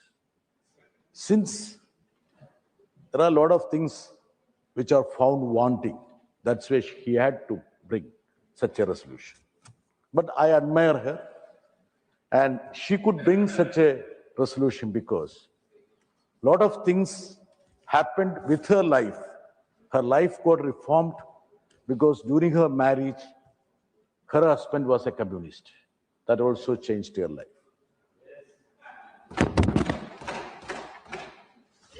Ma'am, you know that the best way to predict the future is to create the future. The best way to predict the future is to create it. And you know that all big ideas were simple. I would say the simple thing is that you give education to the people, empower them, that will change them. I fully subscribe to her. Ma'am, you will appreciate that one state which invested heavily in education and health, that is Kerala. Now I can tell you the extent of impact that is creating in the life and profession of Sudhaji as a parliamentarian, because she has a Malayali lamp as her assistant. Am I not correct? Tell me, please. I am correct. Please get it recorded. Ma'am, I had the opportunity to meet the Honorable Minister. She was very courteous, very nice, very gentle. My request was that this Anganwadi program was launched 50 years back. It's a golden jubilee of that. If the government has some respect for these hapless Anganwadi workers who toil day and night to prop up our lesser mortals, the children, they should declare an additional incentive or increase their wage. Ma'am, didn't I come and request you, ma'am? Honorable Minister, didn't I come and request you? I requested you. You are in favor of that, I know that. She said she will try her level best. She promised also. But she couldn't succeed in it. Sudhaji, why she couldn't succeed? अब इतना तारीफ दिया prime minister साहब को.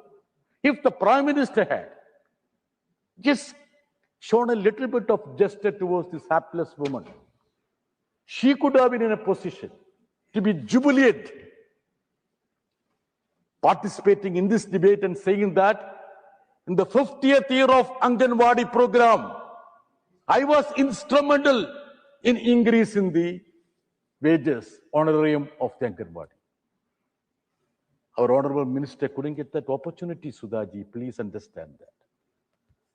Ma'am, when we invested heavily in education, Kerala, in health, a lot of people said, why are you investing, wasting your time, wasting your money?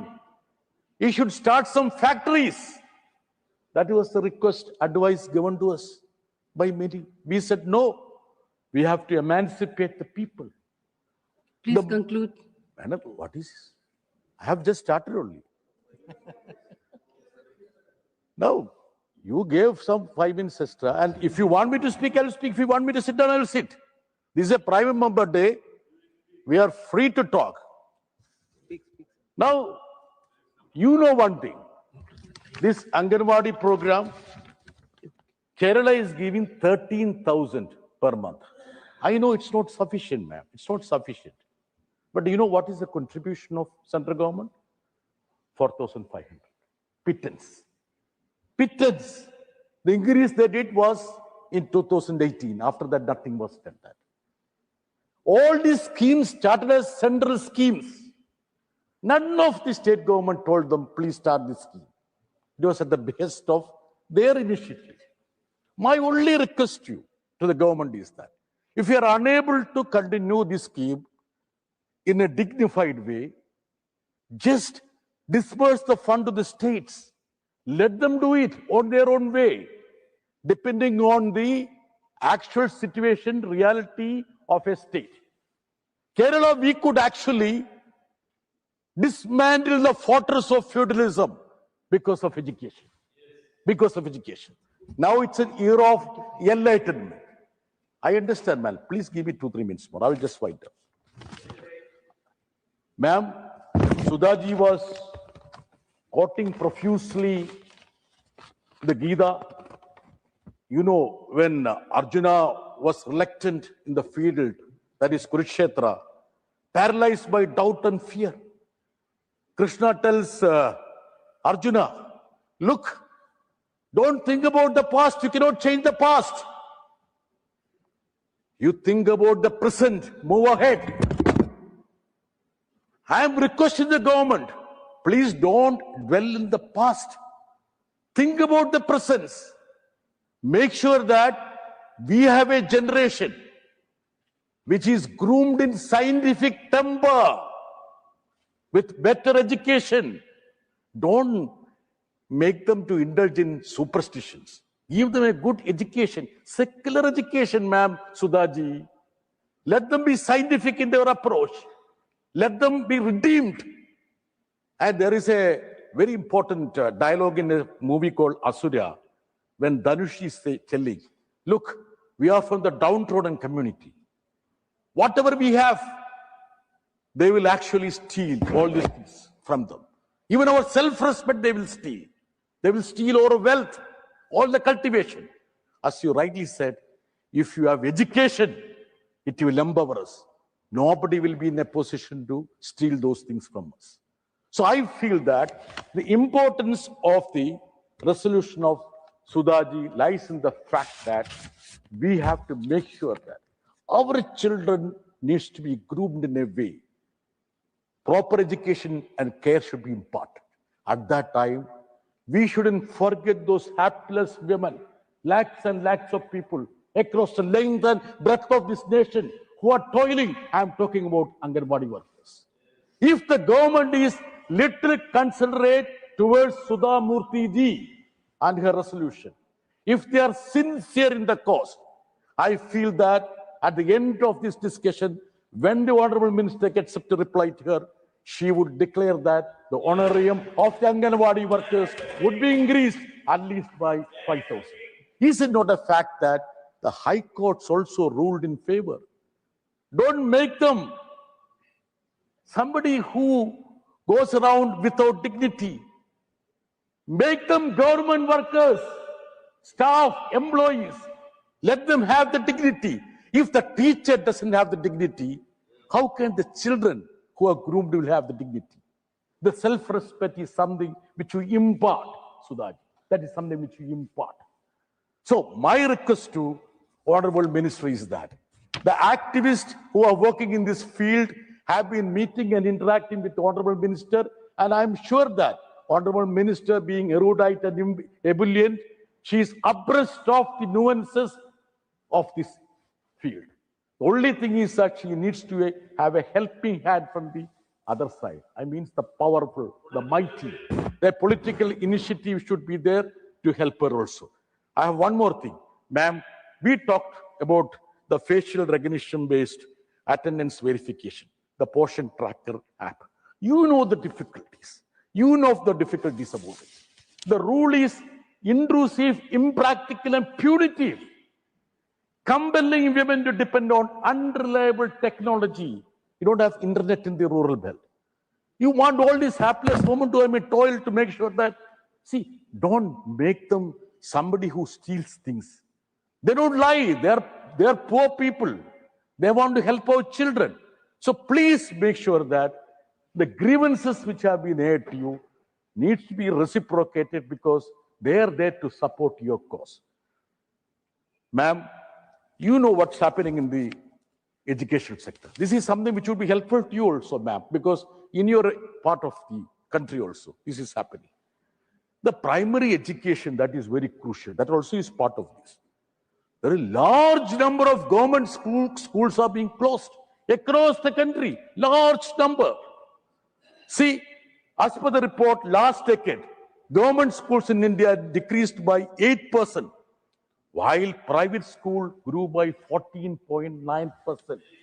What does it mean? Our poor children do not have the ventilation for education. And you know, the statistics say that 89,441 government schools have been shut down in last 10 years, which is at nearly 73% of the schools which are shut down. Arun Singh ji, I want your indulgence. 73% of the schools which are shut are BJP ruled states. Don't you think so? Why don't you tell your colleagues in those states which are ruled by your party? We need to have the government schools. We shouldn't leave the children at the mercy of the private entrepreneurs who want to fleece the children. This is very important vertical for the country to grow. I feel that the minister also should advise that. So these are the areas which needs rectification, reformation, and I feel that Sudhaji has brought forward a resolution which is insightful enough to inspire all of us. Let this country be inspired. Moreover, let this government be inspired by your resolution. Thank you very much. Honorable Member Shri Javed Ali Khan.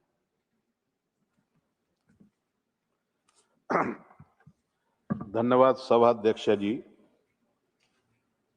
मैं माननीय सदस्य सुधा मूर्ति जी के द्वारा जो संकल्प सदन के समक्ष प्रस्तुत किया गया है उसके समर्थन में खड़ा हुआ हूं और मैं समझता हूं कि इस सदन के सभी तरफ से इस संकल्प के समर्थन में आवाज आ रही है। इसलिए माननीय मंत्री जी को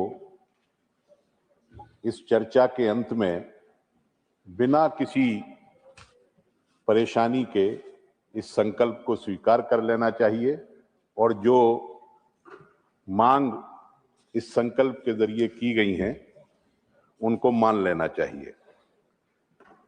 ज्यादातर बातें सुधा जी ने अपने भाषण के दौरान कह दी और बाकी जो आवश्यक बातें थी हमारे साथियों ने अपने अपने भाषण के दौरान कही हैं। मैं बहुत कम समय में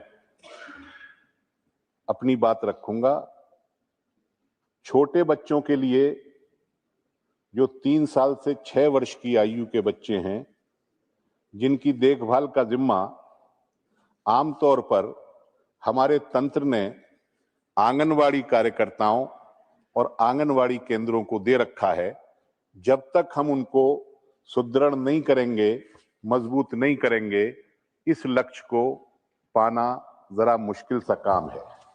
हमारे उत्तर प्रदेश में जो आंगनवाड़ी कार्यकर्ताओं की स्थिति है वो बहुत दयनीय है। 4,500 रुपए तो उन्हें केंद्र सरकार से मिलते हैं और मात्र 1,500 रुपए, 1,500 रुपए उत्तर प्रदेश की सरकार उनके मानदेय के बतौर देती है।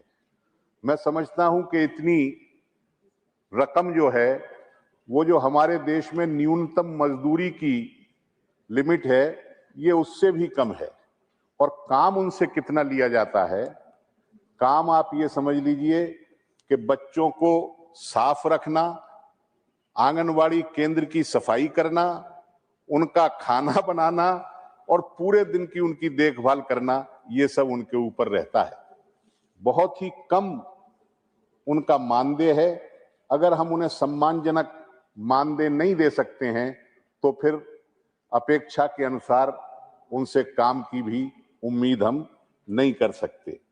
शहरी क्षेत्रों में आंगनवाड़ी केंद्र बहुत कम है, ग्रामीण क्षेत्रों में भी कम है, लेकिन ग्रामीण क्षेत्रों में तो कुछ बने हैं और शहरी क्षेत्रों में उत्तर प्रदेश के अंदर अधिकांश स्थानों पर किराए के मकानों में आंगनवाड़ी केंद्र चलाए जाते हैं और सरकार 750 रुपए महीना आंगनवाड़ी केंद्र का किराया देती है।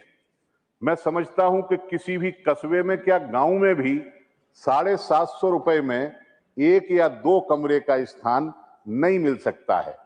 आंगनवाड़ी कार्यकर्तियों को कई बार तो अपने पास से या फिर बहुत ऐसी बस्तियों में जिन्हें हम मलिन बस्तियों के नाम से जानते हैं, जहां हाइजीन का कोई कॉन्सेप्ट नहीं होता, वहां संभव भी नहीं है, उन क्षेत्रों में आंगनवाड़ी केंद्र चलाने पड़ते हैं।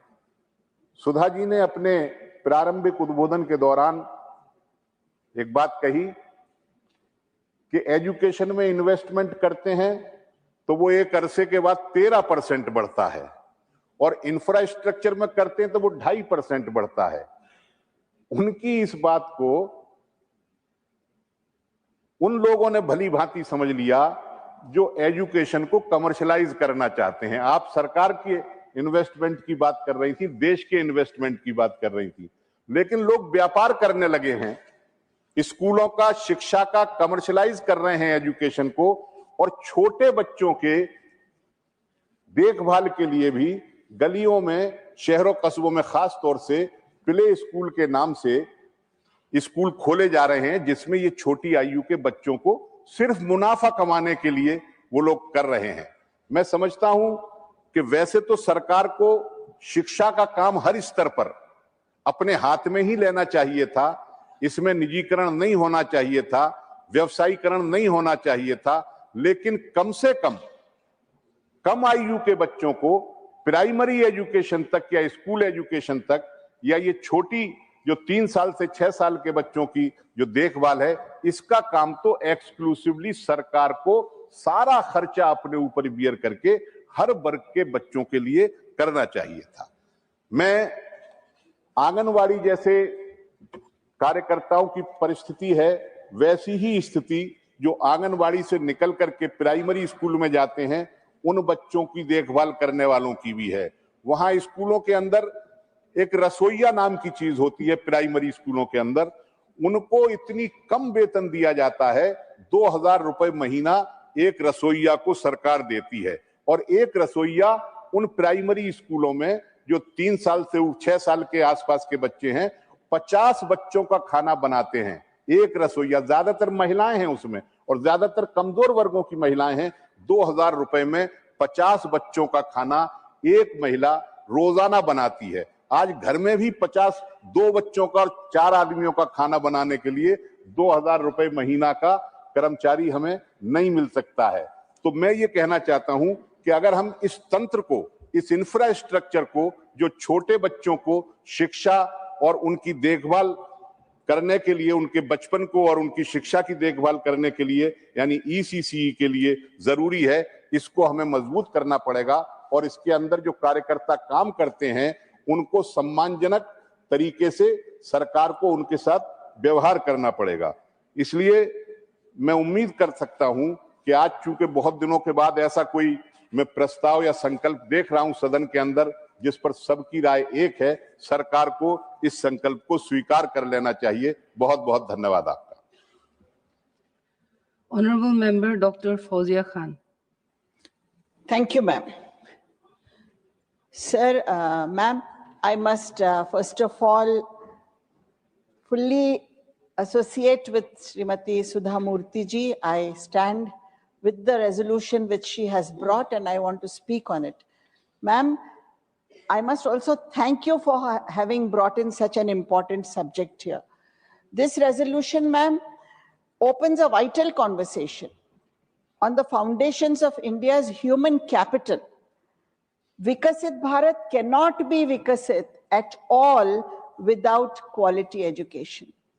And this phase of education, early childhood education, is the foundation, is the most important phase of education, I feel. And here we need maximum emphasis. It beautifully aligns our care for every child with the promise of the Constitution and our deepest moral duty to nurture their innocent dreams. Ma'am, it comes at a crucial time when early childhood care and education faces neglect, ultimately impacting the future of our education. If the foundation of education is strong, The building that is built upon this foundation will be strong. But this is where the future of our children is not taken proper care of. India, ma'am, is a signatory to the UN Convention on the Rights of the Education in 1989 and Education for All in 1990, both prioritizing ECCE as learning begins at birth. Not only at birth, at conception, it is said.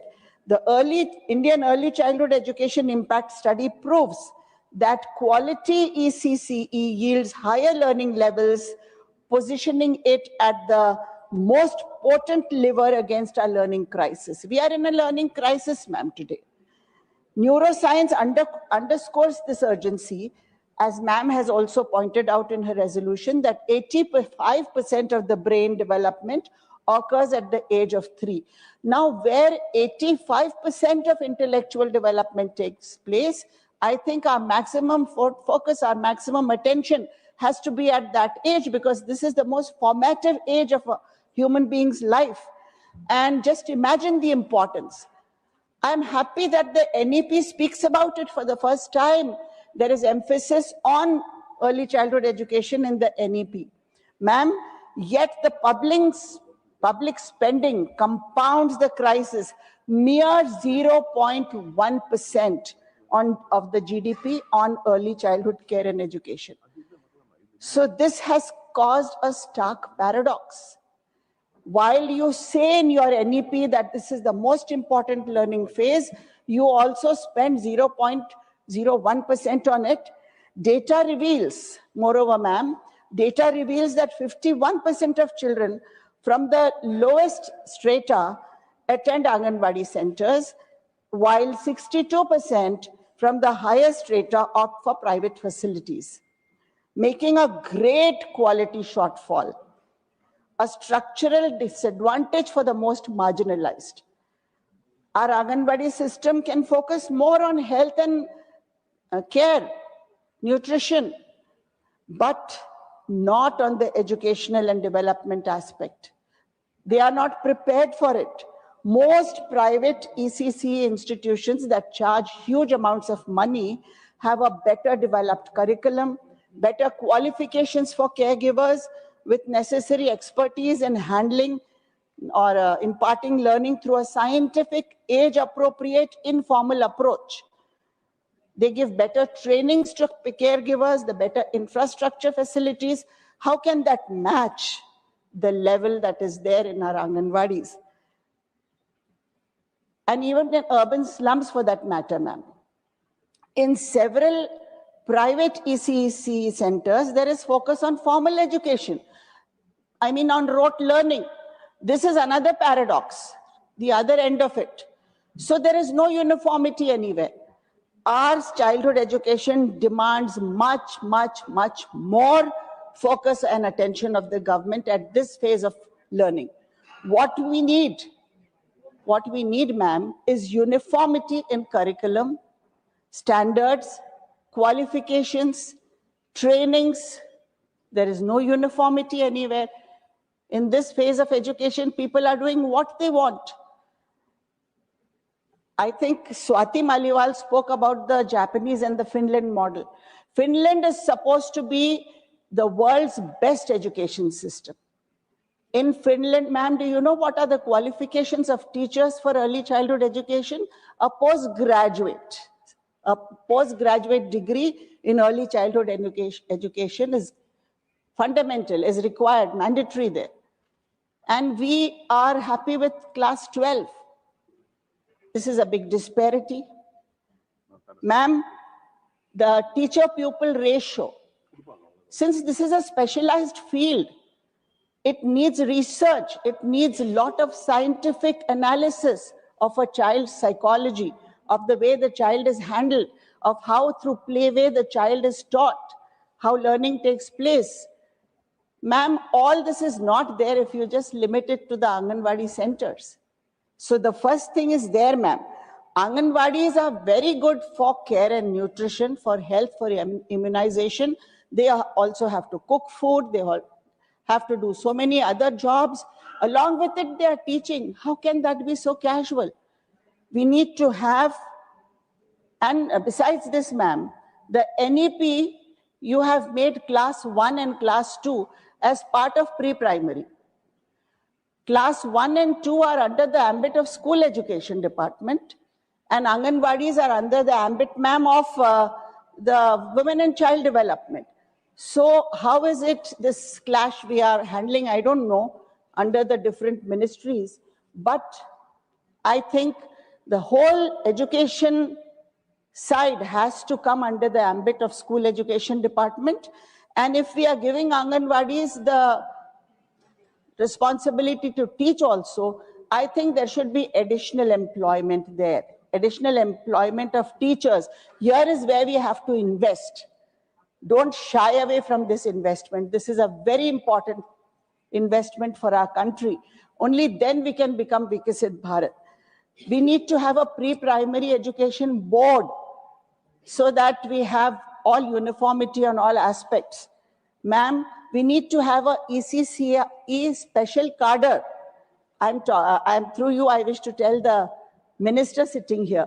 We need to have a special cadre of caregivers who teach, who have, ma'am, at least the qualification which is B.Ed plus early childhood education or something like that, but something which has a research base on childhood, on the growth of children. You have to also enforce regulation on private institutions that run early childhood education centers, because this is a very, very sporadically run field. We need to have control over it because it's the future of our children, ma'am. 3 valuable years, age 3 to 6, formative years, we cannot take so casually. We need to take very, very crucial decisions here. Ma'am Sudha Murthy, I am very happy with your resolution, but I wish to give some suggestions here in the sense that, okay, you bring it under RTE, as she said, you should be bringing it under RTE, but also you need new employment for this teaching side of the children in Anganwadis. It cannot be the same force because it's a different skill. It's a different kind of an expertise that is needed, and we are not catering to that. Only a 6-month training will not be adequate for that. What we are doing is we are just saying 6-month training and she's ready to teach. So I urge the government to adopt this resolution, but we have to make early childhood care and education a fundamental right, and the government must invest heavily. This much amount is not enough, very, very heavily in this sector, so that we see the revolution that they are talking about, Vikasit Bharat. If really this has to happen, we need to act here. And this is my appeal to the House. Thank you. Honorable Member Shri Mayank Kumar Nayak. Thank you deputy ma'am. आज इस anganwadi resolution सुधा मूर्ति जी लाई है, मैं उनका समर्थन करता हूं। देश का भविष्य और आने वाली पीढ़ी को, जो हमारे बच्चे हैं, गांव गरीब और शहरों में भी गरीब मध्यम वर्ग के बच्चे भी इस देश का भविष्य है। माननीय प्रधानमंत्री नरेंद्र मोदी जी विकसित भारत का लक्ष्य लेके पूरा देश आगे बढ़ रहा है, तब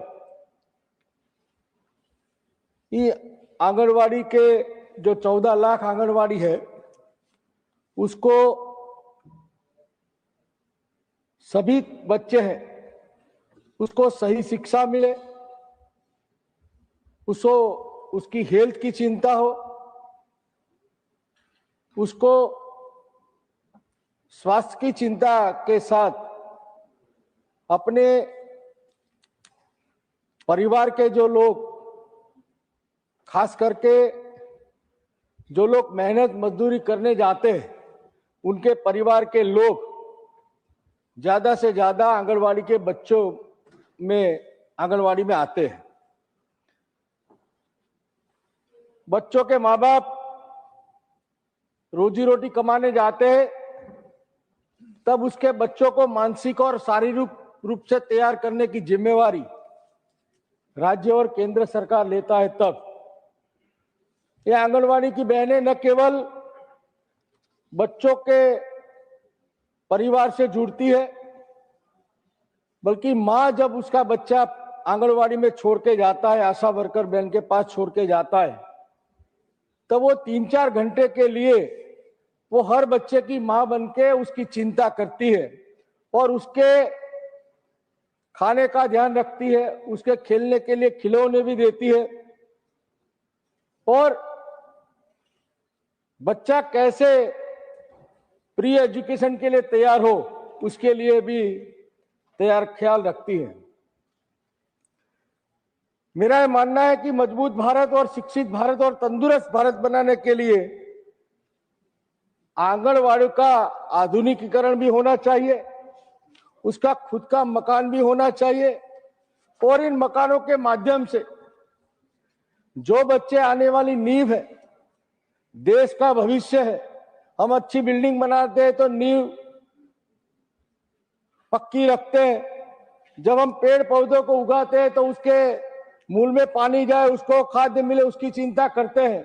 वैसे बच्चे हमारे भविष्य का, हमारे देश का भविष्य है, जो आने वाले देश में, अपने देश में प्रगति को पथ पर ले जाने की जिन पे जिम्मेवारी है, उसको मजबूत करने की जिम्मेवारी हमारी सबकी है। पिछले 12 वर्षों से माननीय प्रधानमंत्री जी आंगनवाड़ी हो या प्राइमरी स्कूल हो, उनके पढ़ाई की तो चिंता करते हैं, मगर उनकी हेल्थ की भी चिंता करते हैं और सभी बच्चों की हेल्थ की चेकअप होती है और जो बच्चों में हेल्थ की खामी पाई जाती है उसी बच्चों का इलाज सरकारी खर्चे से कैसे हो, वैसे माननीय प्रधानमंत्री का कार्यक्रम चलता है। ये आंगनवाड़ी में बच्चा जो सही शिक्षा और आरोग्य में मिले, उसे चिंता करने से माननीय प्रधानमंत्री जी अच्छा परिवार हो और परिवार में मां भी स्वस्थ रहे। इसलिए प्रधानमंत्री ने जब देश के लाल किले से कहा था कि मैं जिस घर में शौचालय नहीं है वहां शौचालय बनाऊंगा, जिसके लिए जो माँ को, जो अपनी बहनों को तकलीफ होती थी, जिसके कारण माँ का स्वास्थ्य अगर बिगड़ता है तो बच्चे का भी स्वास्थ्य बिगड़ता है, उसी को लेते हुए माननीय प्रधानमंत्री ने पूरे देश में शौचालय हर घर में बने, उसके लिए भी एक मुहिम चलाई थी। वैसे ही उज्ज्वला योजना के माध्यम से माँ बहनें जब अपना रसोई बनाती है तो कहीं सिगरेट का धुआं माँ के शरीर में जाता है, तो जब तक माँ स्वस्थ नहीं रहेगी बच्चा भी स्वस्थ नहीं रहेगा।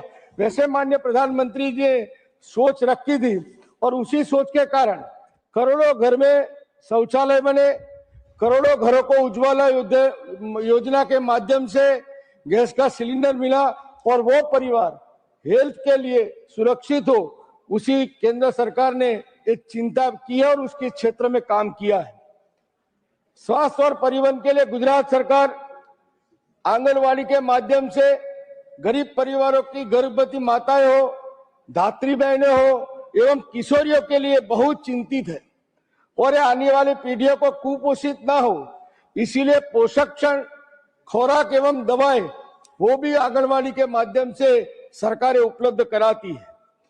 हमारे गुजरात में आंगनवाड़ी की बच्चे और प्राइमरी स्कूलों के बच्चों को 300 मिलीग्राम दूध संजीवनी योजना के माध्यम से भी सरकार देती है।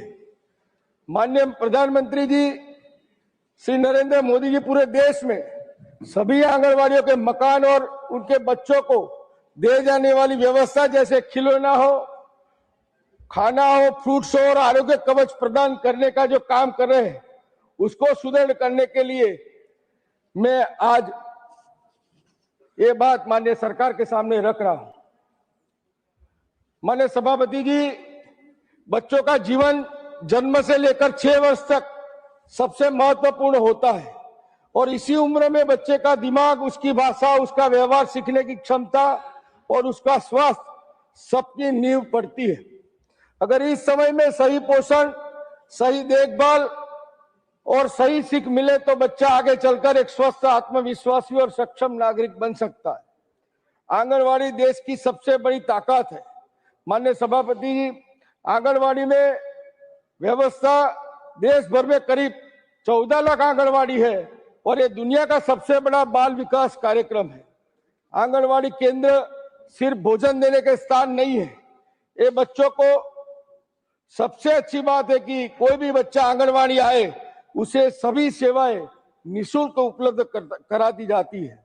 सरकार की मजबूत नीति और सोच, हमारे संविधान का अनुच्छेद 45 भी कहता है कि 6 वर्ष तक बच्चों को देखभाल और शिक्षा देना राज्य की जिम्मेदारी है। नई शिक्षा नीति 2020 के में भी साफ कहा गया है कि हर बच्चा जब कक्षा 1 में जाए तो स्कूल के लिए पूरी तरह तैयार हो। इस सोच के साथ मिशन सक्षम आंगनवाड़ी और पोषण 2.0 शुरू किया गया है, जिसका मतलब है कि बच्चों का पोषण, स्वास्थ्य और शुरुआती शिक्षा तीनों के एक साथ मजबूत करना होता है।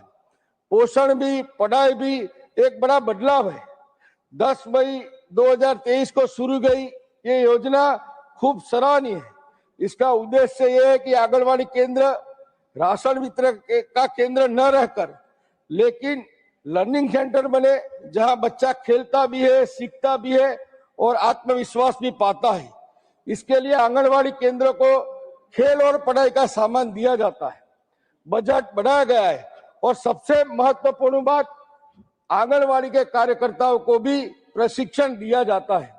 महोदय, देश की आंगनवाड़ी कार्यकर्ता इस पूरी व्यवस्था की रीढ़ है। अगर उन्हें सही प्रशिक्षण, सम्मान और सहयोग मिलेगा तो ये योजना जमीन पर सफलता होगी। 0 से 3 और 3 से 6 साल के लिए बच्चों का खास ध्यान रखने के लिए सरकार ने नवचेतन पहल की है। माता पिता को यह सीखती है कि बच्चों को कैसे बात करे, कैसे खेले और कैसे प्यार से उसकी देखभाल करे। 3 से 6 साल के बच्चों के लिए आधारशिला पाठ्यक्रम खेल आधारित शिक्षा पर भी जोर देता है। कहानी, गीत, चित्रकला, खेल और गतिविधियों के माध्यम से इस बच्चे की पढ़ाई बोझ ना बने और खुशी से आंगनवाड़ी में पढ़ सके, इसकी व्यवस्था पर सरकार करती है। दिव्यांग बच्चों के लिए सरकार ने आंगनवाड़ी में प्रोटोकॉल बनाया है ताकि उनकी जल्द पहचान हो, उन्हें बाकी बच्चों से साथ जोड़ा जाए और जरूरत पड़ने उसका सही इलाज तक उसको पहुंचाया जाए। यह सरकार बहुत सकारात्मक कदम है, लेकिन इसके लिए जरूरी है कि जिला स्तर पर डॉक्टर, विशेषज्ञ, रेफरल व्यवस्था भी मजबूती से काम कर रही है। नई शिक्षा नीति के तहत आंगनवाड़ी और प्राथमिक स्कूलों को साथ जोड़ने की पहल एक दूरदर्शी निर्णय है। आंगनवाड़ी से स्कूल में जाते समय घबराता नहीं बल्कि सहज रूप से आगे बढ़ता है। मैं सरकार के प्रयासों का समर्थन करता हूं, कुछ सुझाव भी रखना चाहता हूं। Please conclude. आंगनवाड़ी केंद्रों की गुणवत्ता पर लगातार निगरानी रखी जाए, आंगनवाड़ी कार्यकर्ताओं को निरंतर प्रशिक्षण और प्रोत्साहन मिले और दूर दराज और ग्रामीण क्षेत्रों में इंफ्रास्ट्रक्चर और मजबूत किया जाए। डिजिटल योजनाओं में नेटवर्क और उपकरणों की समस्या दूर की जाए, ये मैं आपके सामने रखता हूं। और आज माननीय सुधा मूर्ति जी द्वारा जो ये रिजोल्यूशन लाया है, मैं उनका समर्थन करता हूं और देश के बच्चों का भविष्य उज्जवल और सुनिश्चित हो, उसकी कामना करता हूं। Honorable Member Srimati J.V. Mathur Hisham. Thank you, Vice Chairman. So, respected member Sudha Murthy ji has brought the resolution, which is definitely, we are discussing the future of early childhood education in India, and is in as much as I appreciate and support the resolution, I wish to place on before the House the concerns as well. At a time when the world recognizes early childhood as the most critical phase of human development, our nation is witnessing an unfortunate distortion of both policy intent and educational purpose. The National Education Policy 2020 places early childhood care and education at the heart of India's educational vision, at least that is being told. It acknowledges that early years from ages 3 to 8 form the foundational stage. Not just that, it recognizes that the first years determine the learning outcomes for the rest of life. Moreover, our Constitution, through the Directive Principles and Right to Education Act, Section 11, brought by UPA government, clearly mandates early childhood care and education as an essential component of the educational framework. These are not optional provisions. They reflect a constitutional promise, a promise of to India's youngest citizens. But, madam, what happens when sound policy is hijacked by narrow political interest?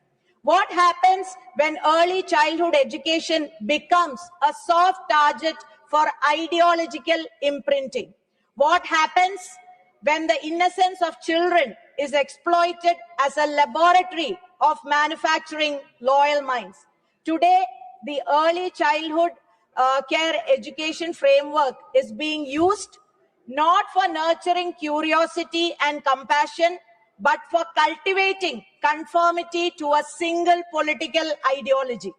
The nation is concerned about what is going to take place under the shield of promoting early childhood education. The ground reality today is deeply disturbing. Instead of strengthening scientific pedagogy, the nation sees centralized content control over early childhood learning materials, politicized narratives inserted into picture books and fundamental curricula,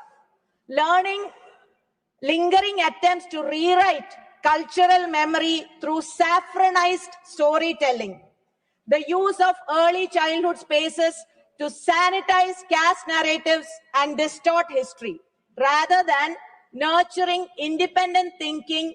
We are encouraging premature ideological imprinting. Regarding this, the distorting history, now I wish to say about something which this parliament, this Rajya Sabha, this house discussed few days back very in detail. How history is being used or being created by the ruling dispensation is an example which I wish to give. When wrong facts are being brought in and made to look like they are the real history. I wish to ask that the invention of date of composition of Vande Mataram on Akshaya Navami, 7th November 1885.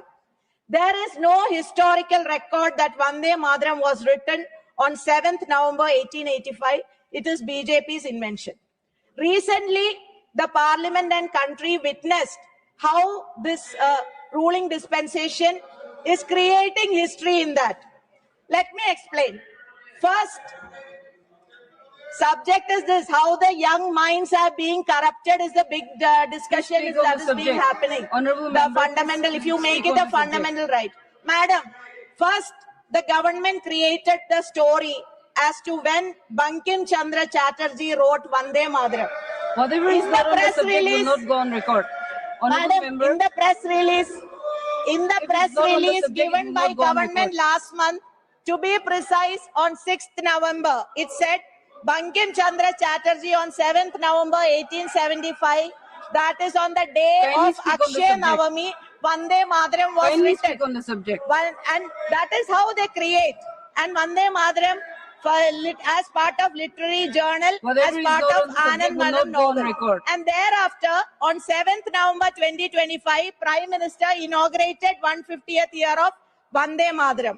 So how is it history in question? Let me explain. Those who have...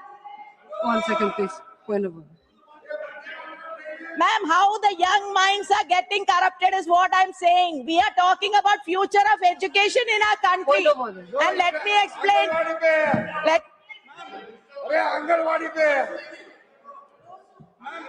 अरे वो बोले उसका स्वागत है मगर आंगनवाड़ी पे बोले।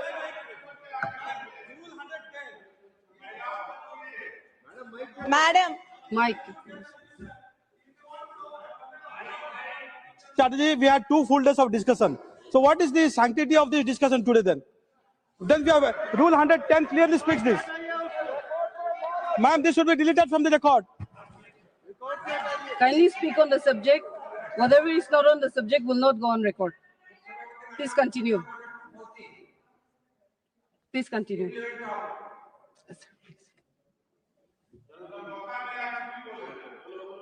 Continue. so I wish to say, ma'am, the history is being changed. When even Sabyasachi Bhattacharya, who knows in and out of Bankim Chandra Chatterjee, has not said that it is on this day or in this Akshaya Navami, it is written. Why Prime Minister and the government has said that? So only point I wish to say that they try to deviate Whatever is the not history. on the subject will not go on record. Ma'am, so again coming back to early child care, this centralized content and not giving the real content is definitely affecting, and so that this cannot go on. So as far as we are concerned, the saffronized historical content, books for kindergarten and foundational classes are beginning to carry selective stories glorifying one cultural stream while ignoring India's plural heritage. Speak on the subject. Sir, ma'am, secondly, sanitization of science. Instead of encouraging scientific temperament as mandated by our constitution, early education introduced concepts that blur the line between the mythology and evidence-based knowledge. Ma'am, third, marginalization of minority cultures. The diversity that defines India is reduced. So all these, I'm trying to convey the message when we are talking about early education and care for children. We should be concerned about what they are being taught. Definitely that period of 6 years, below 6 years is a age where the brain develops. They should be given the knowledge priority. I agree with Sudha Murthy ji when she says it should be the fundamental right. Definitely it should be made a fundamental right. They are our future. They are the future of our country. But when facts are being distorted, when the history is not being said in the way it should be said, we fear that even at the age of 6 years, below 6 years also, they are being affected. So even though who deals with these people, these 6-year students, 6-year children, they take care of Anganwadi workers. What is the plight of Anganwadi workers? They keep asking for more wage increase, but that doesn't happen in our country. Ma'am, and also I wish to say another thing is when we are talking about early childhood care, as a citizen of India, I am concerned also about when the government says, Beti Padhao, Beti Bachao. They say that slogan, but what happens to the little girls that 2 weeks back, a 6-year-old was raped in Madhya Pradesh? We have not forgotten how the girl, one 8-month-old baby was raped in the national capital. We have not forgotten what happened to Katwa girl. So the education is important. Their well-being is important, protection is important, safety is important. So as far as we are concerned, the fundamental right to life, that fundamental, to change this right to education till the age of 6 years, it should be definitely made a fundamental right. We support it. At the same time, we should also make sure that what is the correct method of teaching should be given to the children while providing that necessary care. I appreciate Sudha Murthy ji for bringing it this resolution in the interest of the children, millions of children in our country. Thank you. Honorable Member Shri R. Girirajan, you will speak in Tamil. Thank you, Madam. First, I congratulate Madam Sudha Murthy to move the following resolution. Actually, Tamil poet Thiruvalluvar has written a separate chapter containing 10 couplets about the importance of the good education 2000 years ago. Kedil Vizhchelvam, Kalvi Oruvarukku Madalla Matrayavai. The wealth which can never decline is not riches but learning. We have talked about the Anganwadis. In our country, நம்முடைய நாட்டில் அங்கன்வாடிகளோட நிலை எப்படி இருக்கு? 50 ஆண்டுகள் ஆகிவிட்டது அங்கன்வாடிகள் தொடக்கப்பட்டு. அங்கன்வாடிகளிலே பிள்ளைகளை கொண்டு போய் சேர்ப்பதற்கு மக்கள் தயங்குகின்ற சூழ்நிலை உருவாகிவிட்டது. ஏனென்றால் அங்கன்வாடிகளோட நிலைமை மிகவும் மோசமாக இருக்கிறது. சரியான கட்டிடங்கள் இல்லை, சரியான குடிநீர் கழிவுநீர் வசதி இல்லை, குழந்தைகளுக்கு சத்தான உணவு வழங்கப்படுவதில்லை, அங்கன்வாடி ஆசிரியர்களுக்கு சரியான ஊதியம் இல்லை, அங்கன்வாடி உதவியாளர்களுக்கும் சரியான ஊதியம் இல்லை.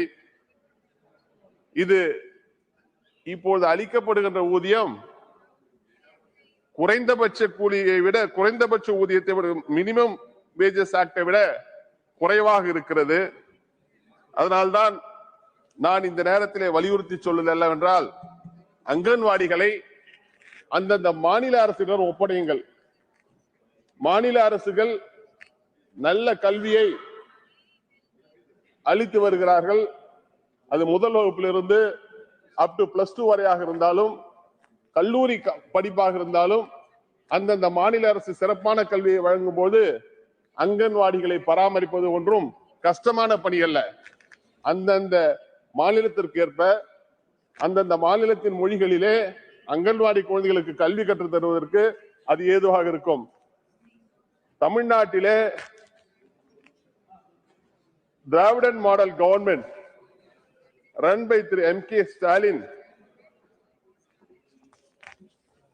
has initiated several path-breaking schemes and innovative inclusive policies for promoting education among the poor people. அங்கன்வாடிகளிலே 50 ஆண்டுகளுக்கு முன்பாக அங்கன்வாடிகளிலே ஏன் உருவாக்கினோம்? அனைத்து மக்களும் அவருடைய குழந்தைகளை கொண்டு போய் அங்கன்வாடியிலே சேர்த்தார்கள். இன்றைய சூழ்நிலை அப்படியா இருக்கிறது? குழந்தைகளை கிண்டர் கார்டன் கொண்டுட்டு போறோம். Most of the parents, they are admitting their children in kindergarten schools. அதற்கு அப்பாற்பட்டு கிரிச், குழந்தைகளை கொண்டு போய் கிரிச்ல சேர்க்கிறோம். ஆனால் அங்கன்வாடிகளே யார் வருகிறார்கள்? சமுதாயத்திலே பிற்படுத்தப்பட்ட, ஒடுக்கப்பட்ட, தாழ்த்தப்பட்ட, அண்டர் பிரிவிலேஜ்டு பீப்புள் அங்கன்வாடிகளுக்கு வருகின்ற நேரத்திலே அவர்களுக்கு ஒரு சரியான வழிகாட்டுதல்களை, சரியான உற்சாகத்தை, ஊக்கத்தை அளிக்க வேண்டிய இந்த மத்திய அரசு எந்த விதமான உதவிகளும் செய்யாததால் அங்கன்வாடிகளுடைய நிலைமை மிகவும் மோசமாக இருக்கிறது. அதனால்தான் நான் இந்த நேரத்திலே சுதாமூர்த்தி அவர்கள் கொண்டு வந்த தீர்மானத்தின் மேலே என்னுடைய கருத்துக்களை சொல்லுகின்ற நேரத்திலே, அங்கன்வாடிகளை நீங்கள் மாநில அரசிடம் ஒப்படையுங்கள், அதற்கான நிதியை கொடுங்கள், நாங்கள் நல்ல விதமாக அதை பேணி காத்துக் கொண்டிருக்கிறோம். One of the most powerful tools and popular schemes implemented by the Tamil Nadu government, incentivizing the 1,000 rupees to girl students who passed out from government and girl students studying in Tamil medium in aided schools to pursue the higher education. புதுமை பெண் இந்த திட்டம் கொண்டு வந்தது தமிழ்நாடு அரசாங்கம். பெண் பிள்ளைகள் உயர்கல்வி படிக்க வேண்டும் என்பதற்காக 1000 ரூபாயை அவர்கள் கல்லூரி முடிக்கின்ற வரையிலே அளிக்கின்ற அரசு தமிழ்நாடு அரசு. அதை போல மாணவர்களுக்கும் 1000 ரூபாய் அளித்து இன்றைக்கு கல்வியை நாங்கள் வளர்த்துக் கொண்டிருக்கிறோம். அதனால்தான் நான் மீண்டும் வலியுறுத்தி கேட்கிறேன், அங்கன்வாடி மையங்களை தமிழ்நாடாக இருந்தாலும் அகில இந்திய அளவிலாக இருந்தாலும் ஒரு கொள்கை முடியை எடுங்கள். அனைத்து அங்கன்வாடிகளையும் நீங்கள் மாநில அரசிடம் ஒப்படையுங்கள். தமிழ்நாட்டிலே அவர் honourable chief minister of Tamil Nadu M.K. Stalin on 7/5/2022 under Rule 110 announced that breakfast will be provided for primary school children for 1 to 5th standard. 1வது வகுப்பிலிருந்து 5வது வகுப்பு வரையில மாணவர்களுக்கு இலவசமாக காலை சிற்றுண்டி அளிக்கிறோம். காலை சிற்றுண்டி ஏன் அளிக்கிறோம்? வேலை வாய்ப்புக்கு செல்லுகின்ற பெற்றோர்கள் காலையிலே வேலைக்கு செல்கின்ற நேரத்தில் படிக்கின்ற பிள்ளைகள், அதாவது நீங்க சொல்ற 5 வயதிலிருந்து 12 வயது வரையில பிரைமரி ஸ்கூல்ல படிக்கின்ற பிள்ளைகளுக்கு உணவு கிடைக்காது, பிரேக்ஃபாஸ்ட் டிஃபன் கிடைக்காது. அதற்காக அவர்களுக்கு பிரேக்ஃபாஸ்ட் ஸ்கீமை தமிழ்நாடு அரசு இன்றைக்கு கொண்டு வந்து in government schools on all school working days, and the scheme has been launched on 15/9/22 at Madurai by the Honorable Chief Minister of Tamil Nadu.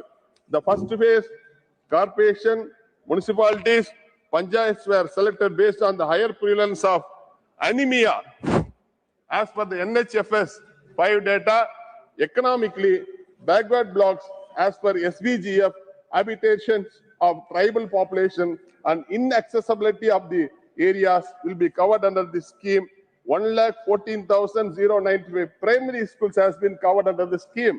Children studying in 1,545 government schools will be covered under this scheme at a total cost of 33.26 crores, which will be extended for remaining schools in the phased manner.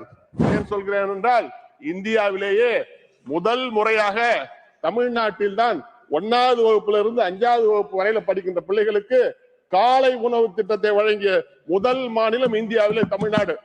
எங்களை பார்த்து தான் இன்றைக்கு கனடாவிலே இந்த திட்டத்தை பயன்படுத்தி காலை உணவு திட்டத்தை இன்றைக்கு இம்ப்ளிமெண்ட் பண்ணியிருக்காங்கன்னா, அதனால் தான் சொல்கிறேன், உங்களால் நடத்த முடியாது அங்கன்வாடிகளை எங்களிடத்திலே ஒப்படையுங்கள். We will take care of it. Because 1வது வகுப்பு முதல் 12வது வகுப்பு வரையில பிள்ளைகளை நாங்கள் பாதுகாக்கிறோம். ஏன் எங்களால் 3 வயதிலிருந்து 6 வயது வரை பாதுகாக்க முடியாதா என்ன? அதனால்தான் மீண்டும் இந்த நேரத்திலே வலியுறுத்தி கேட்கிறேன், அங்கன்வாடியிலே பிள்ளைகளுக்கு நல்ல எதிர்காலத்தை உருவாக்க வேண்டியது அங்கன்வாடிகள். அந்த பிள்ளைகளுக்கு கல்வியை போதிக்க வேண்டும், ஒழுக்கத்தை போதிக்க வேண்டும், அவர்களுக்கு உலகத்தை சொல்லித்தர வேண்டும் என்றால் அதற்கு அவருடைய தாய்மொழியில் சொல்லிக் கொடுத்தால் தான் சரியாக வரும். அதனால் தான் கேட்கிறேன், நீங்கள் அங்கன்வாடி பள்ளிகளை எங்களிடத்திலே ஒப்படையுங்கள்.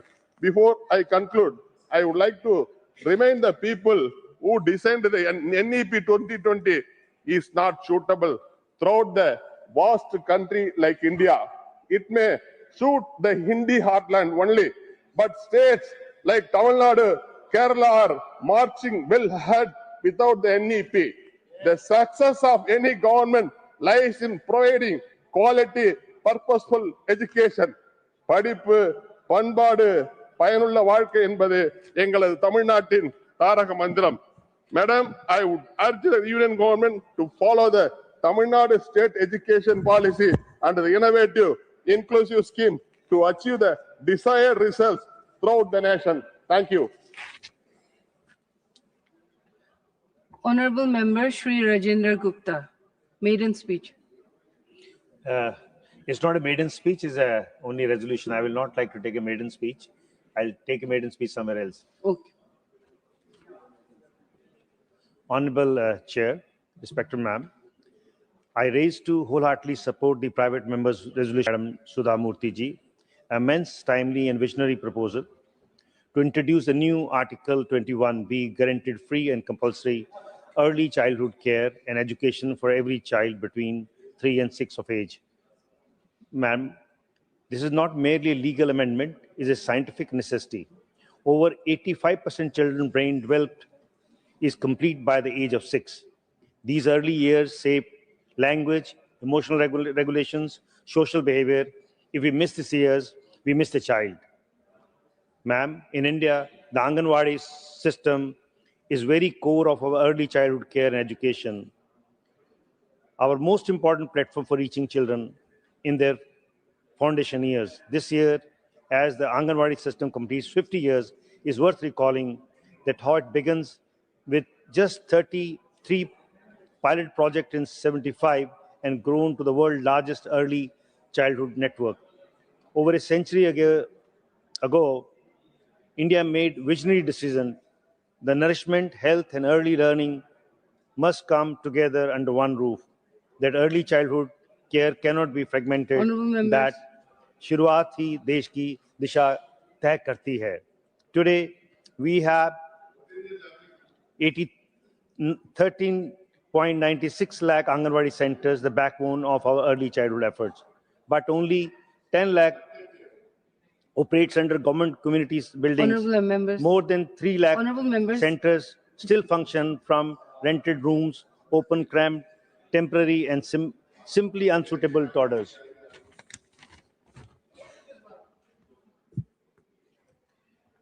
At the facility gaps highlight the everyday struggle. 47% Anganwadi centers lack piped water. 27% lack functional toilets. 28% lack functional kitchens, and 95% lack solar-powered electricity. Even in these conditions, Anganwadi workers and helpers shoulder more than 20 responsibilities, right from nutrition, immunization, early learning, home visit, and community mobilization, and maintain exhaustive record. In many states, they're further burdened with election duties and survey works. If we are at the constitutional guarantee under Article 21B, then we must first generate that very hand that delivered that right. Ma'am, I wish to highlight two areas that are often overlooked: early childhood care, disability, and rare diseases. According to Census 2011, India has more than 2.86 persons with disability, including lack of children below 6. But while the Right of a Person with Disability Act 2016 Act guarantee free education from 6 to 18, children below 6 remain outside the protective framework.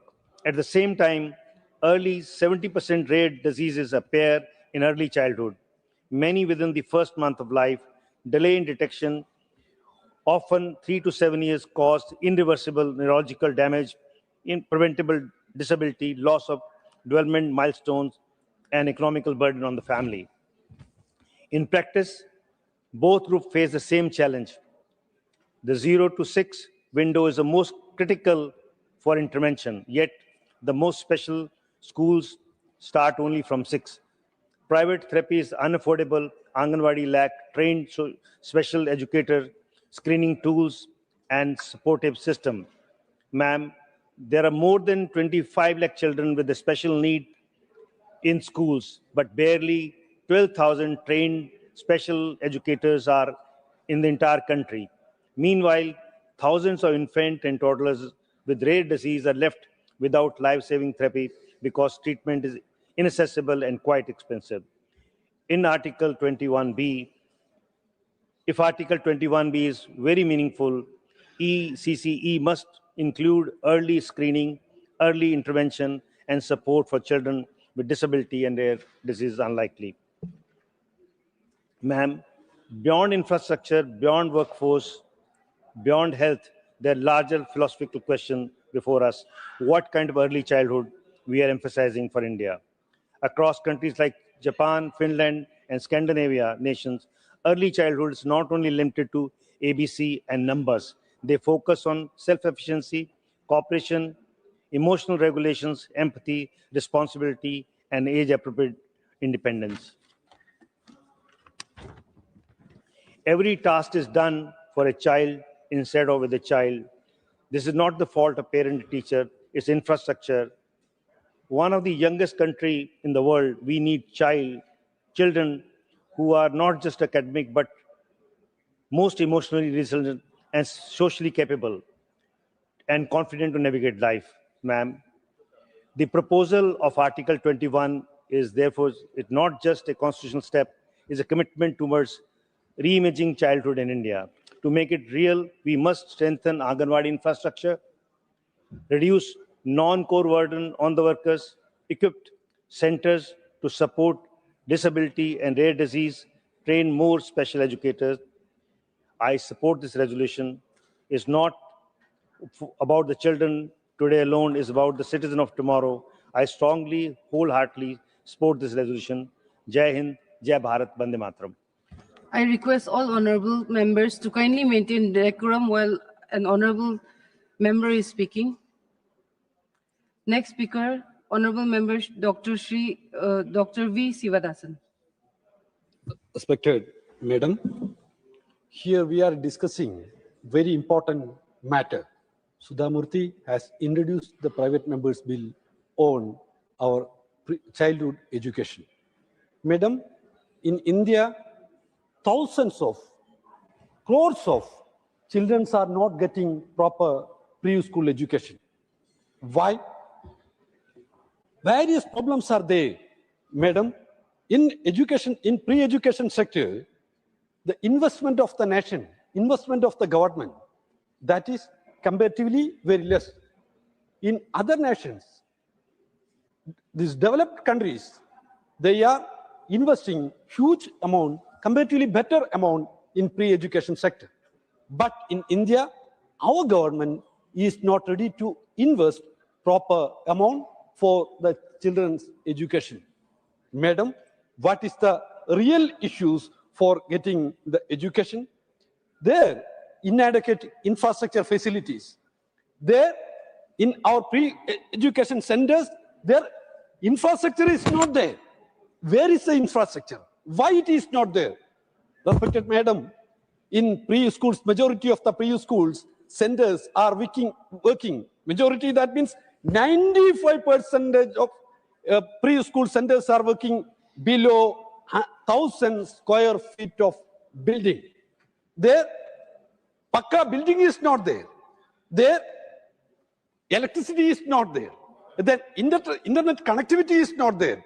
Proper water facilities is not there. Drainage facility is not there.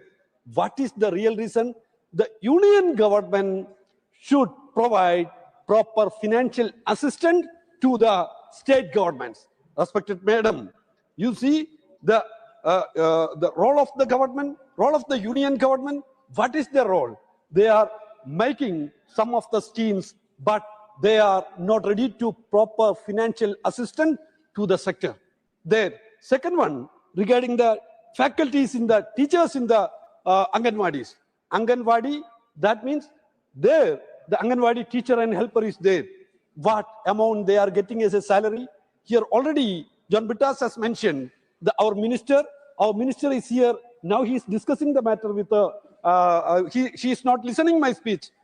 Madam, respected minister is discussing with the other matter. She is not listening our word. That is not good. Now also, she is discussing the other things. Why, madam?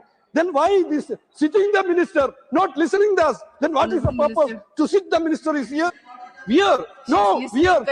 We are making very interesting thing. But she is talking to the others. So we are raising the issue of the things. So then our parliamentary minister is trying to protect. Then what is the thing, madam? I have the right to raise the issue. I requesting the minister to listen us. So the thing is that, yes, I am requesting the chair of the house, not the parliamentary minister. I am requesting the chair of the house. So kindly speak on the subject. You are trying to disturb my words. So, respected minister, I know earlier already mentioned here, she is very interested to protect the interests of the children. She is interested to invest the money for Anganwadi sector. Kindly speak on the subject. But I don't know who is making the blockade in front of her. The thing is that the workers of Anganwadi, the salary, they are not getting proper salary. The government is not ready to treat them as employees. They are getting very low income from the government. The thing is that, they are not here in India. They are not getting minimum wage. The interesting thing is that these government are making lot of the government is compelled to the Anganwadi teachers to do other works also. So government should not give other works to the Anganwadi workers, and government should provide proper salary to the Anganwadi workers. There in the Anganwadi centers, respected madam, there in the Anganwadi centers, the name Anganwadi, but garden is not there. Where they will make the garden? Because the place of the Anganwadi is only 1,000 square feet or 8,800 square feet or 500 square feet. Then there we will make the garden. Playground is not there. Proper playground for the child, preschool child is very necessary. But their playground is not there. The internet facility is not there. So I am requesting to the government for proper basic infrastructure facilities for the preschool children. Our respected Sudhamurthy ji, she taken very good initiative to introduce the bill. I congratulate her. A lot of reservations I have, but she have taken very good initiative for introducing this bill in the House. Respected Madam, in India, 1948, first Education Commission was formed under the leadership of S. Radhakrishnan. Aim and Radhakrishnan openly declares education for all. Education for all. But after that, what has happened? In Kothari Commission report, Kothari has clearly mentioned the importance of education for all. But in 2000, when the Vajpayee government was here, at that time, one commission was appointed. The commission was appointed not by the Education Department, appointed by the Commerce Ministry. There the commission has suggested education for the free education is not, free education in humanities and other things is not good for the nation like that. The commission has suggested. Madam, we have lot of differences with the view with this existing government, but I believe the future of the nation, the future, the person condition of the nation should be developed. So we need to a proper policy framework for the development. The NEP, National Education Policy, in the National Education, only 1 minute, Madam, in the National Education Policy, the suggestions, the cluster centers, and the teachers will be managed by the managers of the cluster, and the lab for cluster centers, not for those schools, and playground for in the cluster centers, not for schools. That concept should be resisted, and that should not be implemented here. If that proposal is implemented, then Kerala, Madam, majority of the schools are working with the proper playground and labs. The concept of NEP is totally against the public education system. So the education system, the commercialization, privatization, and communalization, three are the major hurdles for the development of the education. So we should oppose the commercialization, centralization, and privatization of the education sector. Communalization is the most dangerous thing in education sector, Madam. So together we will oppose the NEP, and together we will promote the national. Thank you, Madam Vice Chairman. I support the content of the resolution. And she could have mentioned about some of the former prime ministers. And of course, it's a hope against hope case. Madam Vice Chairman, the point is that whether we need a constitutional amendment to the Constitution to achieve these goals. If at all it happens, how we are going to implement the same? Because in the Constitution, there are number of fundamental rights which are getting infringed day by day. There are directive principles of state policy which we did not implement. So I think even though the idea behind this resolution is acceptable, what is the way out? This we need to discuss. As far as our Anganwadis are concerned, Madam Vice Chairman, on 22nd March 2023, question number 230, the answer was around 1.4 million Anganwadis we have. And only 2 lakhs are having government buildings. And they say there is a scheme which is slowly getting implemented. Leave that part. The thing is that Anganwadi workers are doing 6 important jobs. There's a mandate for that. Number 1, supplementary nutrition. Number 2, preschool non-formal education. Number 3, nutrition and healthcare, immunization, health checkup, and referral services. The point is that when do we need to redefine this? Because documents, it is AWW, Anganwadi workers. So we have to redefine the term, I think. To impart education, that worker, of course, that term must be redefined, and teachers or something, it should find a place in the official document. That's my take. Because all these duties cannot be mixed up, and this cannot be entrusted to 1 or 2 persons. We have more than 14 lakh Anganwadis, which are having a lot of issues. That's already mentioned by Shivadas and others. Many drawbacks are there. No toilets, drinking water facilities are okay. But at least these terms to be defined, and they should be elevated to the status of teachers. And then we need to train them. And what should be the content of the train? That is the most important. Number one, this scientific temper, that mindset must be developed from the very beginning, because catch them young is the policy of all fascist ideology organizations and almost all organizations. Then we have to imbibe them. What is science? How society is moving?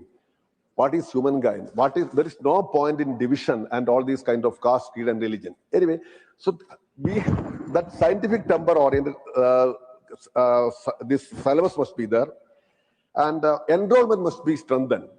Thousands of children are not getting chances to go there. School dropout is very high. During these 10 years, 14,000 schools were closed according to the government status. So we need to strengthen the enrollment in these Anganwadis. Then proper scientific training to the teachers also. Finally, the use of mobile phones. Even children are getting addicted to mobile phones. During our time, it was grandmother's stories. But instead of grandmother's stories, now it is mobile phone, which is the guiding factor, controlling factor. So how to use this social media may be a big term, but mobile phone addiction, even among small children. So this ought to be taken care very seriously.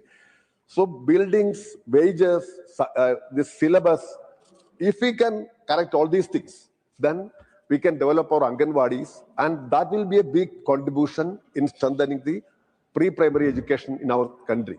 And I hope the government will take care of all these things. The plight of Anganwadi helpers and workers are very miserable in most of the states. Just Gujarat High Court recently observed that they should get a decent minimum living wage. But that mandate is was not implemented in many states. Kerala, of course, we have appointed a commission to look into these matters, and that commission will submit its report soon. I hope the government of India, the minister concerned, will take care of all these points, and to strengthen our Anganwadis. It's 4:30 now. We'll take up special mention. Thank you.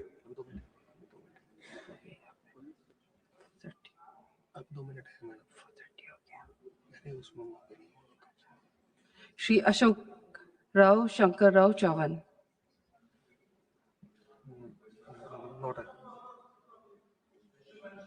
Special mention.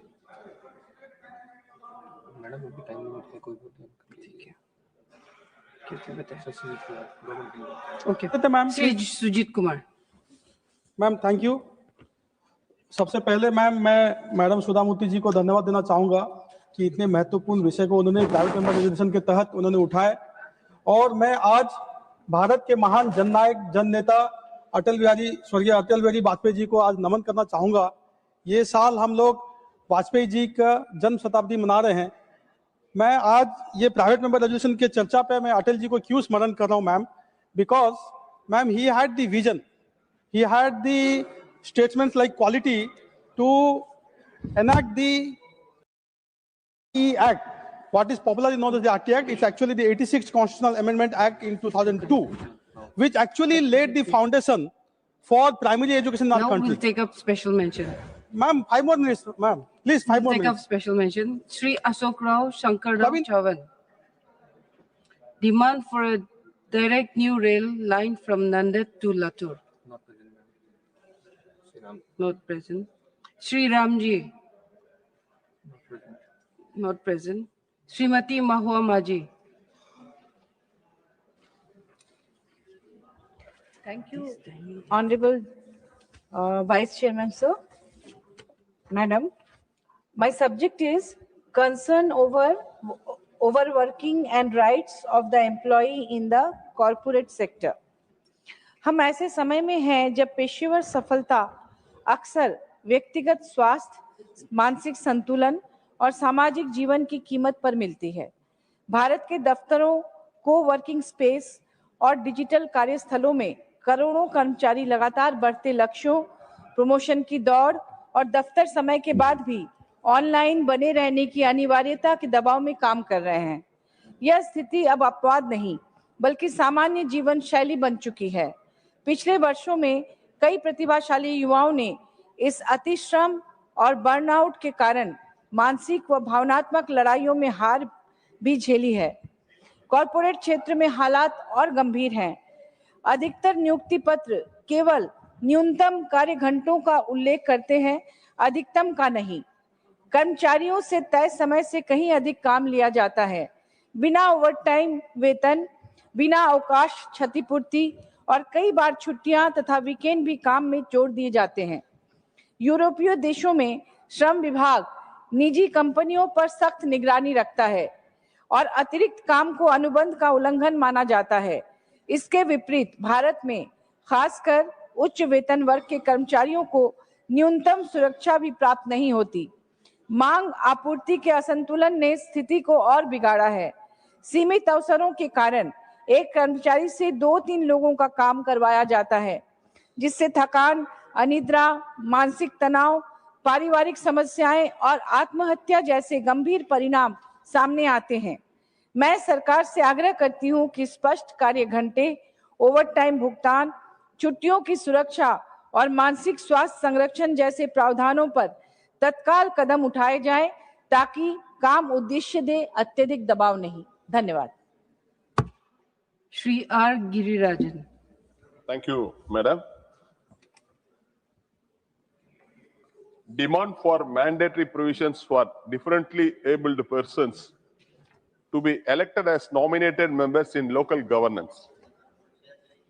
Madam, the Persons with Disabilities, Equal Opportunities, Protection of Rights and Full Participation Act 1995 and the Right to Persons with Disabilities Act 2016 are key legislative frameworks that aim to ensure equality, inclusion, and dignity for individuals with disabilities.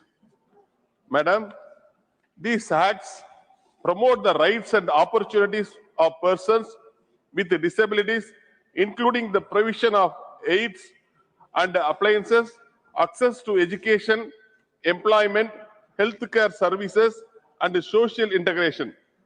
This will be possible only when the differently abled people have adequate representation in local bodies too.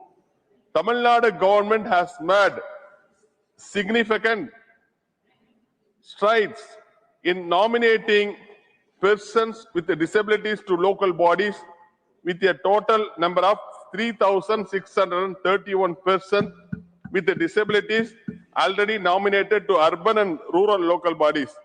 This number is expected to grow. Madam, with the government planning to nominate an additional 12,000 persons with disabilities in rural local bodies after the completion of the election to 28 village panchayats, the initiative is part of the government's broader commitment to social justice and representation for differently abled individuals in local governance. The government of Tamil Nadu Gazette Extraordinary published on June 26, 2025 introduces the Tamil Nadu Panchayats nomination of persons with a disability as Disability Rules 2025, aimed at facilitating the nomination of persons with disabilities as members of Panchayats. Nominated members will have rights and responsibilities as per the Government of Tamil Nadu Panchayats Act and will be entitled to honorarium and allowances as determined by the government. This should be followed nationwide. Therefore, I urge the government to make mandatory provisions for differently abled persons to be elected as nominated members in local governance throughout India. Thank you. Shri Sujit Kumar.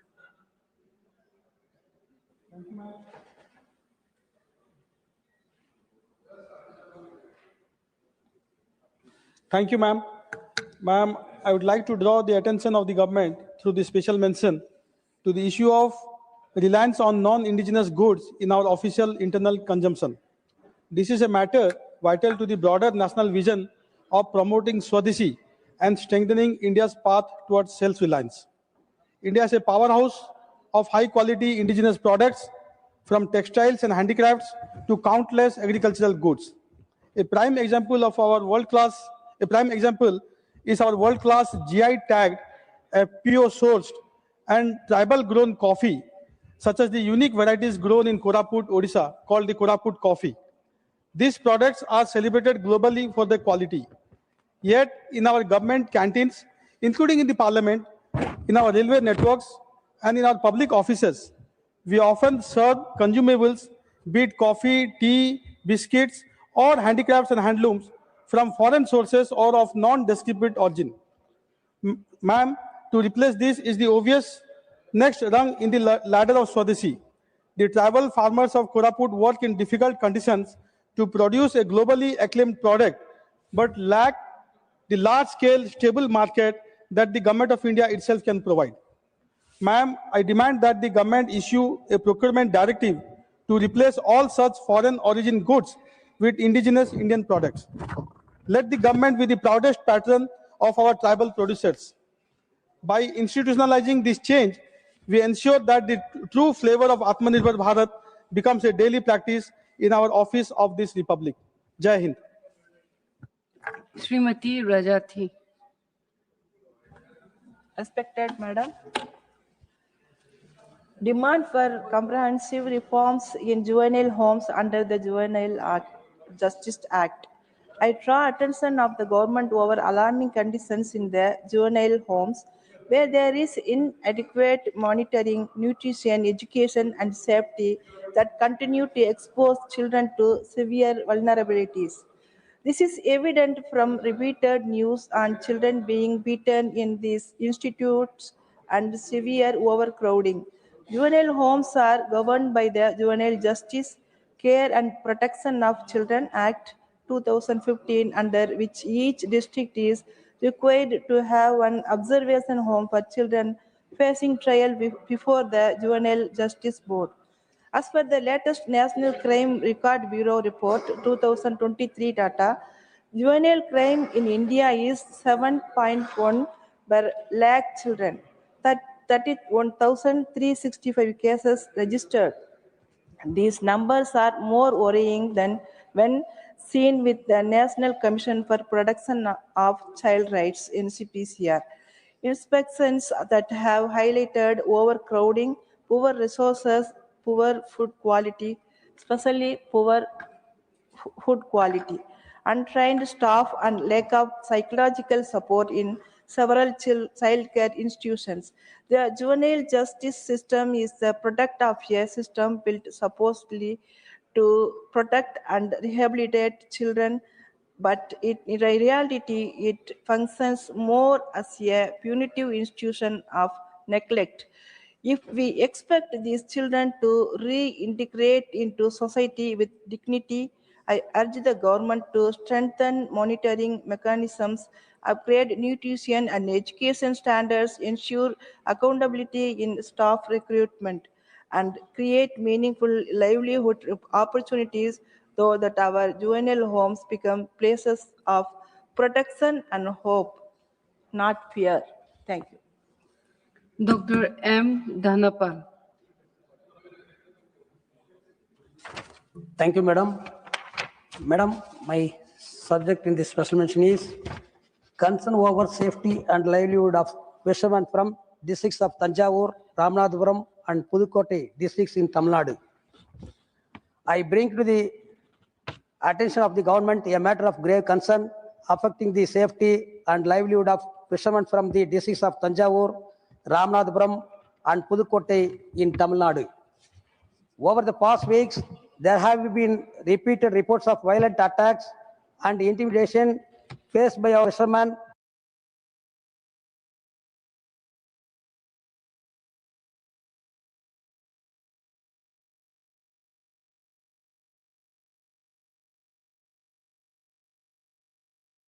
while carrying out their loss of livelihood, destroying fishing nets, and severe disruption in the daily lives of the affecting fishing communities.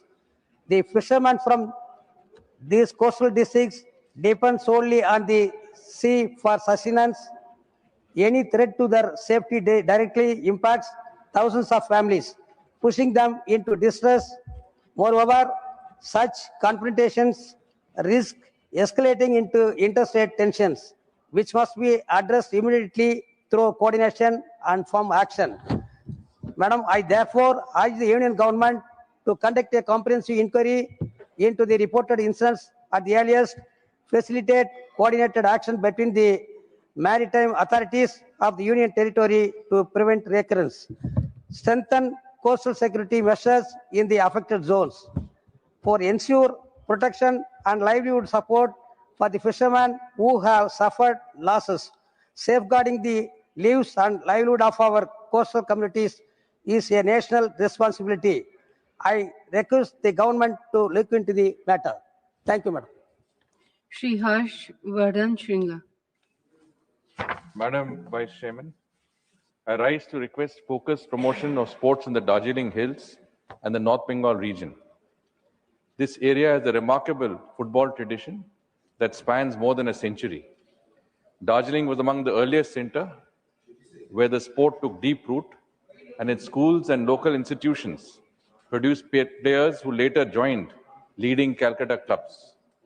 Footballers from the hills have represented Bengal in the Santosh Trophy and served in forces teams that achieved national honors. However, the region today suffers from inadequate sports infrastructure. The absence of quality stadiums and training facilities has pushed this legacy to the margins, and local youth from the place are unable to get themselves in state, regional, and national teams. North Bengal also has immense potential in adventure and outdoor sports. Its terrain is ideal for trekking, rock climbing, paragliding, mountain biking, and river activities. Darjeeling already has a heritage of mountaineering training through institutions like the Himalayan Mountaineering Institute. What is needed now is upgraded infrastructure, new adventure circuits, certified safety systems, and coordinated promotion to attract both domestic and international participants. Under the leadership of the Honorable Prime Minister, the government has prioritized sports, excellence, and youth development through initiatives like Khelo India. In this context, Darjeeling Hills deserve a dedicated football academy, high-quality turf grounds, and a regional plan covering football, hockey, indoor, and adventure sports.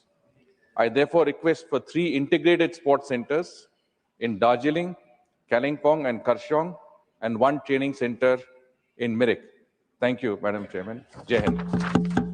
Shri K.R.N. Rajesh Kumar. Not present. Srimati Phulo Devi Nitam. Shri Pramod Tiwari. Unchahar Amethi rail line Uttar Pradesh के रायबरेली और अमेठी जिलों को जोड़ने वाली एक अत्यंत महत्वपूर्ण rail परियोजना है। ये रेल मार्ग लगभग 66.17 किलोमीटर लंबा प्रस्तावित है, जिसका उद्देश्य रायबरेली, अमेठी और प्रतापगढ़ जिलों के 81 विलेजेस को जोड़ना है। इस रेलवे लाइन पर 7 रेलवे स्टेशन प्रस्तावित है। ऊंचाहार अमेठी नई रेल लाइन परियोजना के अंतर्गत सर्वे, भूमि चिन्हांकन तथा भूमि अधिग्रहण जैसे महत्वपूर्ण कार्य वर्षों पूर्व पूर्ण किए जा चुके हैं। परियोजना के प्रारंभिक चरण में आवश्यक औपचारिकताएं पूरी कर निर्माण कार्य भी प्रारंभ किया गया था। विगत कई वर्षों से परियोजना की प्रगति अत्यंत धीमी है। अतः मैं केंद्र सरकार से यह आग्रह करता हूं कि इस परियोजना की उच्च स्तरीय जांच कराकर एजेंसियों की जवाबदेही सुनिश्चित करें और स्पष्ट निर्देश प्रदान करें, ताकि आने वाले दिनों में इस रेल लाइन का निर्माण पूरा हो सके और रेल सेवा प्रारंभ की जा सके। धन्यवाद। Srimati J.V. Mathur Hisham. Thank you, Vice Chairperson. My special mention is on the subject, demand for safety audit of National Highway 66 and compensation for the families of those who have lost their lives at the National Highway construction sites. I rise to bring to the attention of the government the recent collapse of a section of National Highway 66 at Kottayam in Kerala. The accident shows the flaws in the execution of the National Highway projects in the state. The sudden caving in of the road left the vehicles, including a school bus, stranded on the service road. The stability of the reinforced earth wall has been in question since the Courtyard incident, where the national highway collapsed in a similar manner. The vulnerable terrain of these places, owing to the proximity of paddy fields, cannot afford the present earth filling method. Apart from this, unscientific construction practices such as insufficient side drain systems, poorly designed retaining structures, etc., are leading to recurrent incidents of national highway collapses. The public has been repeatedly raising concerns about unfinished work, absence of basic safety protocols during the construction, etc. The glaring example of the same is the unscientific construction of Arur-Thuravur stretch of National Highway 66, where at least 42 people have lost their lives in road accidents along this stretch. The latest one being the death of a driver who was killed when a girder collapsed into a pickup van. In this context, I urge the government to conduct a comprehensive technical audit of the National Highway 66 and mandate strict adherence to the scientific engineering standards. I further urge to take necessary steps for the immediate dispersal of compensation to the families of those who have lost their lives at the National Highway construction sites. Thank you. Shri Meda Raghunatha Reddy. Not present. Shri Subhashish Khuntia. Not present. Shri Satnam Singh Sandhu. Thank you, ma'am. Ma'am, my concern is related to Punjab only. तो मैं इसको पंजाबी में पढ़ना चाहता हूँ। मैं पंजाब ਦੇ ਧਰਤੀ ਹੇਠਲੇ ਪਾਣੀ ਵਿੱਚ ਮੌਜੂਦ ਯੂਰੇਨੀਅਮ, ਨਾਈਟ੍ਰੇਟ ਅਤੇ ਹੋਰ ਜ਼ਹਿਰੀਲੇ ਪ੍ਰਦੂਸ਼ਕਾਂ ਦੀ ਬੇहद ਚਿੰਤਾਜਨਕ ਸਥਿਤੀ ਵੱਲ ਧਿਆਨ ਦਿਵਾਉਣਾ ਚਾਹੁੰਦਾ। ਸੈਂਟਰਲ ਗਰਾਊਂਡ ਵਾਟਰ ਬੋਰਡ ਦੀ ਐਨੂਅਲ ਰਿਪੋਰਟ 2025 ਦੇ ਅੰਕੜੇ ਬੇहद ਡਰਾਉਣੇ ਹਨ। ਰਿਪੋਰਟ ਮੁਤਾਬਕ ਪੰਜਾਬ ਦੇ 62.5% ਪਾਣੀ ਦੇ ਨਮੂਨਿਆਂ ਵਿੱਚ ਯੂਰੇਨੀਅਮ ਸੁਰੱਖਿਅਤ ਸੀਮਾ ਤੋਂ ਕਿਤੇ ਵੱਧ ਹੈ, ਜੋ ਕਿ ਪੂਰੇ ਭਾਰਤ ਵਿੱਚ ਪ੍ਰਦੂਸ਼ਣ ਦੀ ਸਭ ਤੋਂ ਉੱਚੀ ਦਰ ਸਮਝੀ ਜਾ ਰਹੀ ਹੈ। ਇਹ ਸਿਰਫ ਵਾਤਾਵਰਣ ਦਾ ਸੰਕਟ ਨਹੀਂ, ਸਗੋਂ ਇੱਕ ਗੰਭੀਰ ਪਬਲਿਕ ਹੈਲਥ ਐਮਰਜੈਂਸੀ ਹੈ। ਅੱਧੇ ਤੋਂ ਵੱਧ ਨਮੂਨਿਆਂ ਵਿੱਚ ਯੂਰੇਨੀਅਮ 30 ppb ਤੋਂ ਪਾਰ ਹੈ, ਜੋ ਸਾਡੀਆਂ ਆਉਣ ਵਾਲੀਆਂ ਨਸਲਾਂ ਵਿੱਚ ਕੈਂਸਰ ਅਤੇ ਗੁਰਦਿਆਂ ਦੇ ਰੋਗ ਵੰਡ ਰਿਹਾ ਹੈ। ਇਸ ਦੇ ਨਾਲ ਹੀ 14.6% ਨਮੂਨਿਆਂ ਵਿੱਚ ਨਾਈਟ੍ਰੇਟ ਅਤੇ 11% ਫਲੋਰਾਈਡ ਦੀ ਮਾਤਰਾ ਸਾਡੇ ਬੱਚਿਆਂ ਨੂੰ ਬਲੂ ਬੇਬੀ ਸਿੰਡਰਮ ਅਤੇ ਹੱਡੀਆਂ ਦੇ ਰੋਗਾਂ ਦੇ ਸ਼ਿਕਾਰ ਬਣਾ ਰਹੀ ਹੈ। ਖੇਤੀ ਲਈ ਵੀ ਖਤਰਾ ਹੈ। 25% ਨਮੂਨਿਆਂ ਵਿੱਚ ਰੈਜ਼ੀਡੂਅਲ ਸੋਡੀਅਮ ਕਾਰਬੋਨੇਟ ਅਤੇ ਵੱਧ ਰਿਹਾ ਖਾਰਾਪਨ ਸਾਡੀ ਉਪਜਾਊ ਜ਼ਮੀਨ ਨੂੰ ਬੰਜਰ ਬਣਾ ਰਿਹਾ ਹੈ। ਮੇਰੀ ਸਰਕਾਰ ਨੂੰ ਪੁਰਜੋਰ ਅਪੀਲ ਹੈ ਕਿ ਪੰਜਾਬ ਨੂੰ ਇਸ ਤਬਾਹੀ ਤੋਂ ਬਚਾਉਣ ਲਈ ਤੁਰੰਤ ਸਪੈਸ਼ਲ ਗਰਾਊਂਡ ਵਾਟਰ ਮਿਟੀਗੇਸ਼ਨ ਮਿਸ਼ਨ ਸ਼ੁਰੂ ਕੀਤਾ ਜਾਵੇ। ਪ੍ਰਭਾਵਿਤ ਪਿੰਡਾਂ ਵਿੱਚ ਵਾਰ ਫੁੱਟਿੰਗ ਤੇ ਆਰਓ ਬੇਸਡ ਕਮਿਊਨਿਟੀ ਸਿਸਟਮ ਲਗਾਏ ਜਾਣ ਅਤੇ ਬਿਮਾਰੀ ਵਾਲੇ ਇਲਾਕਿਆਂ ਵਿੱਚ ਹੈਲਥ ਸਕਰੀਨਿੰਗ ਕੈਂਪ ਲਗਾਏ ਜਾਣ। ਨਾਲ ਹੀ ਡੀਪ ਐਕੁਆਫਰ ਮੈਪਿੰਗ ਕਰਕੇ ਸਾਫ਼ ਪਾਣੀ ਦੇ ਸਰੋਤ ਲੱਭੇ ਜਾਣ। ਪਾਣੀ ਇੱਕ ਨੈਸ਼ਨਲ ਐਸੈਟ ਹੈ ਜੋ ਪੰਜਾਬ ਪੂਰੇ ਦੇਸ਼ ਦਾ ਢਿੱਡ ਭਰਦਾ ਹੈ। ਅੱਜ ਉਸ ਦੇ ਆਪਣੇ ਲੋਕ ਜ਼ਹਿਰੀਲਾ ਪਾਣੀ ਪੀਣ ਲਈ ਮਜਬੂਰ ਹਨ। ਅੰਨਦਾਤਾ ਦੀ ਸਿਹਤ ਸਭ ਤੋਂ ਜ਼ਰੂਰੀ ਹੈ। ਸਾਨੂੰ ਇਸ ਤੇ ਤੁਰੰਤ ਕਾਰਵਾਈ ਕਰਦੇ ਹੋਏ ਇਸ ਦਾ ਸਮਾਧਾਨ ਕਰਨਾ ਚਾਹੀਦਾ। ਬਹੁਤ ਬਹੁਤ ਧੰਨਵਾਦ। Srimati Sulata Dio.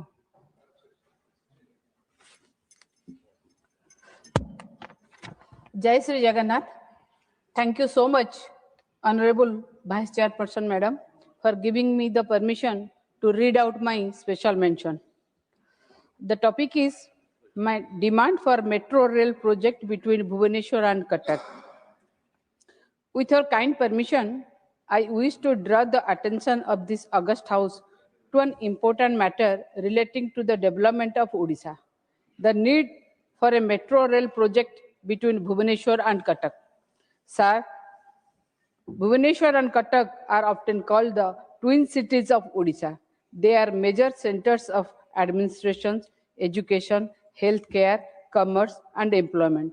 Every day, lakhs of people travel between these two cities, and the number is increasing rapidly due to heavy traffic on the existing roads. Commuters face long delays, pollution, and serious safety concerns.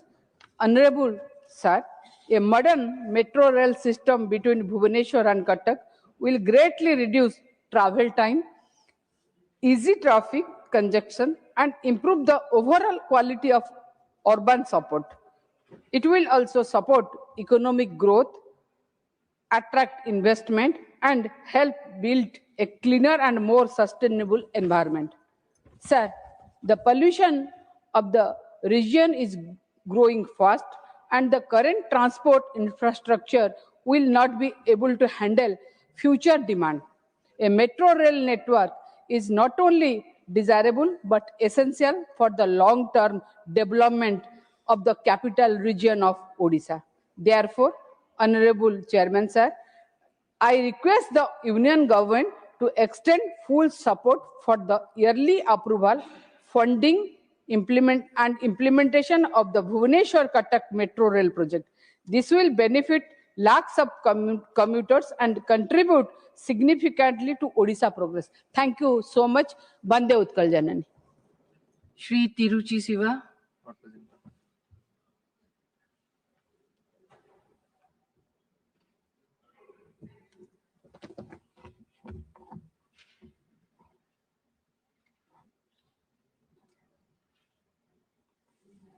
Shri Lehar Singh Siroya. Shri Satpal Sharma. Shri Sakti Singh Gohil. धन्यवाद महोदया।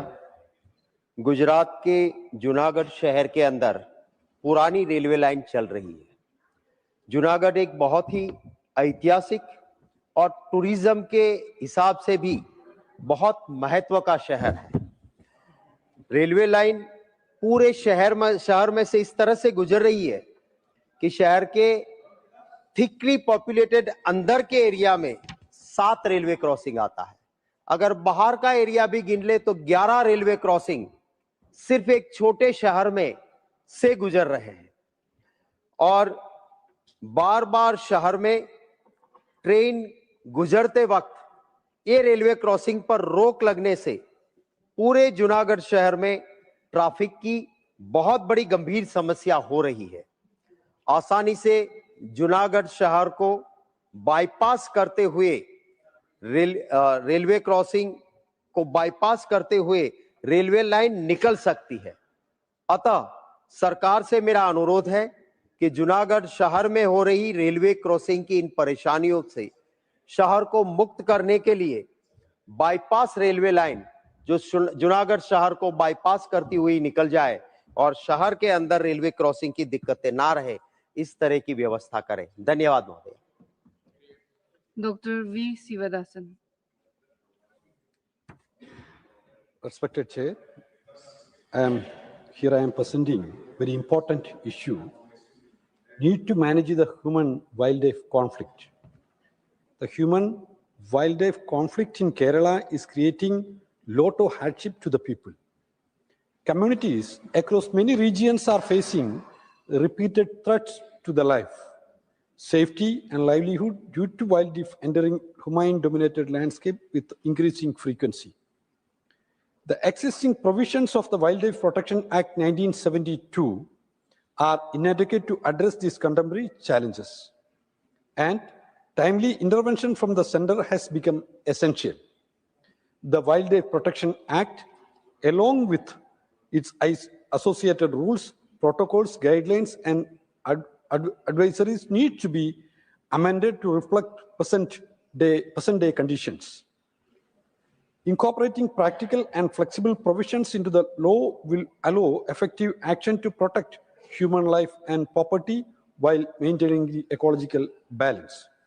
Without such updates, the response mechanisms remain constrained and insufficient.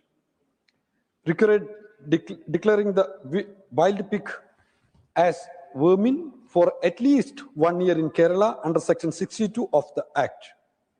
The uncontrolled rise in the wild pig population has resulted in severe crop destruction, frequent accidents, and significant hardship for rural households.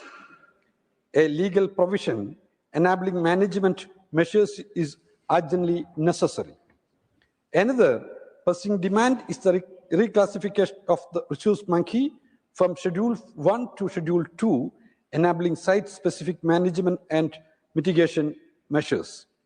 The species' growing presence in towns, villages, and agricultural areas is creating safety challenges and economic losses that cannot be effectively addressed under the current classification.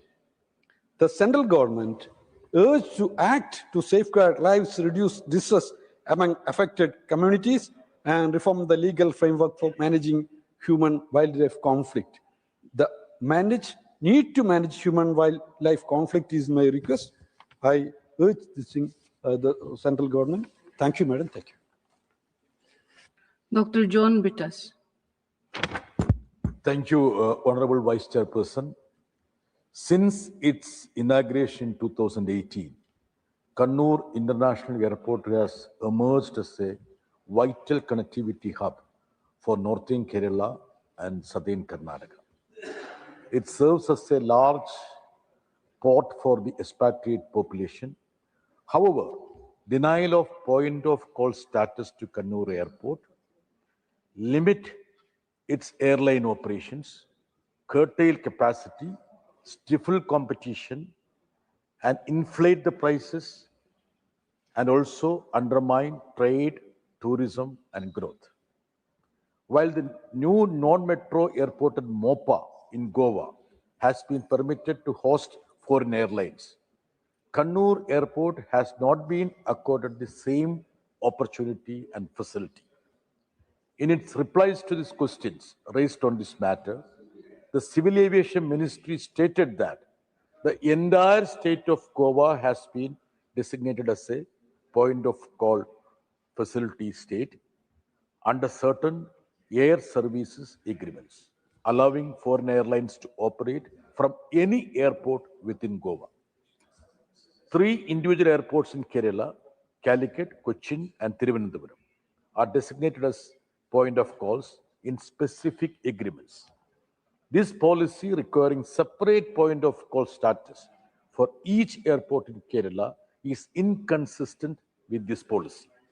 As such, I urge the government to revisit its stand and grant point of call status to Kannur Airport as well, or permit it to operate foreign airlines in the same manner as is being allowed at Manohar International Airport in Mopa, Goa. Thank you.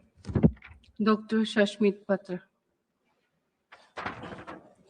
Honorable Vice Chairperson, Madam, the subject of my special mention is demand for establishment of a railway wagon technology park at Sitarapalli in Ganjam district of Odisha. Since 2011, the people of Ganjam and South Odisha have awaited the promised wagon factory at Sitarapalli in Ganjam district of Odisha. Railways have clarified that a conventional wagon factory is not feasible as national wagon production already exceeds current demand. While this may rule out the earlier proposal, it should not close the door on Sitarapalli's development. Instead, it presents an opportunity to create something more visionary and better aligned with India's evolving freight priorities, a railway wagon technology park. A wagon technology park moves beyond the limits of standard wagon manufacturing. It is an integrated ecosystem combining advanced materials, modern design, digital technologies, prototype development, and specialized wagon manufacturing. Such a center would support the railway's emerging needs, lightweight aluminum wagons, LNG and hydrogen tank wagons, high-speed container wagons for dedicated freight corridors, and sensor-enabled smart wagons for predictive maintenance. These are segments where India's current capacity is limited or nascent, and where future demand is certain to rise. Sitarapalli is particularly suited for this transformation. Odisha's strong aluminium industry, growing investments in green hydrogen and LNG, and proximity to steel and mineral corridors make it an ideal base for next generation rolling stock. The upcoming East Coast DFC further strengthens its strategic relevance. Establishing a wagon technology park at Sitarapalli will finally fulfill a long-standing promise to the people of Ganjam, while positioning South Odisha as a hub for innovation, skilled employment, and future-ready freight infrastructure. I urge the government to look into it. I thank you, Madam Vice Chairperson. Shri Kesri Dev Singh Jalla. Srimati Rekha Sharma. Dr. Bhagwat Karat.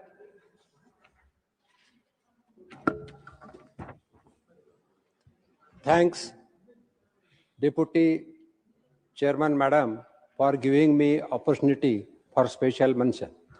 The subject of my special mention is demand to establish an yoga and naturopathy research and medical institute at Chhatrapati Sambhajinagar in Maharashtra.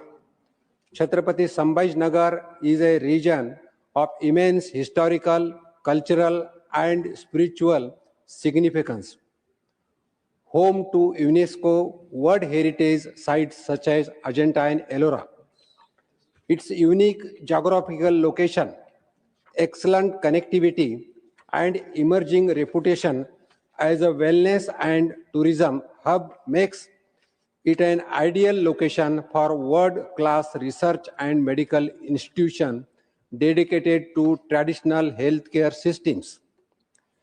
There is a growing national and global demand for trained professionals in yoga and naturopathy, along with a clear need for premier institutions that can integrate education, research, training, and clinical care under one roof. In this context, I humbly urge the Government of India to establish a national-level Apex Research Institute for Yoga and Naturopathy in Chhatrapati Sambhajinagar in Maharashtra. Such an institute would not only promote holistic health and wellness, but also create avenue for education, research, skill development, and employment. It would position Maharashtra as a leader in integrated medicine, significantly benefit the people of Marathwada and adjoining regions. I urge Honorable Minister of Ayush, Sri Pratap Rao Jadhav, and Government of India to look in this matter seriously and do the needful. Thank you. Srimati Sumitra Balmek. धन्यवाद madam. Demand for hostel for working women. महोदया, मैं महिला कार्यबल के लिए हमारे सहयोग ढांचे में मौजूद एक महत्वपूर्ण कमी की ओर सरकार का ध्यान आकर्षित करना चाहती हूं. यद्यपि सखी निवास योजना के ऐतिहासिक रूप में आवश्यक आवास प्रदान किया है, किंतु वर्तमान ढांचा आधुनिक भारतीय महिलाओं की आकांक्षाओं के साथ तालमेल बिठाने में संघर्ष कर रहा है। टियर 2 और टियर 3 शहरों से महानगरों की ओर पलायन करने वाली बड़ी संख्या में युवतियां अब आईटी क्षेत्र, बीपीओ या गिग इकोनॉमिक में कार्यरत हैं। इन भूमिकाओं में काम के घंटे अनिश्चित होते हैं और निरंतर डिजिटल कनेक्टिविटी की आवश्यकता होती है। मौजूदा सरकारी छात्रावासों की जर्जर स्थिति, इंटरनेट सुविधा का अभाव और सख्त कर्फ्यू समय सीमा उनके पेशेवर विकास के असंभव बना देते हैं। परिणाम स्वरूप इन महिलाओं को अक्सर महंगे या असुरक्षित निजी आवासों में रहने के लिए मजबूर होना पड़ता है।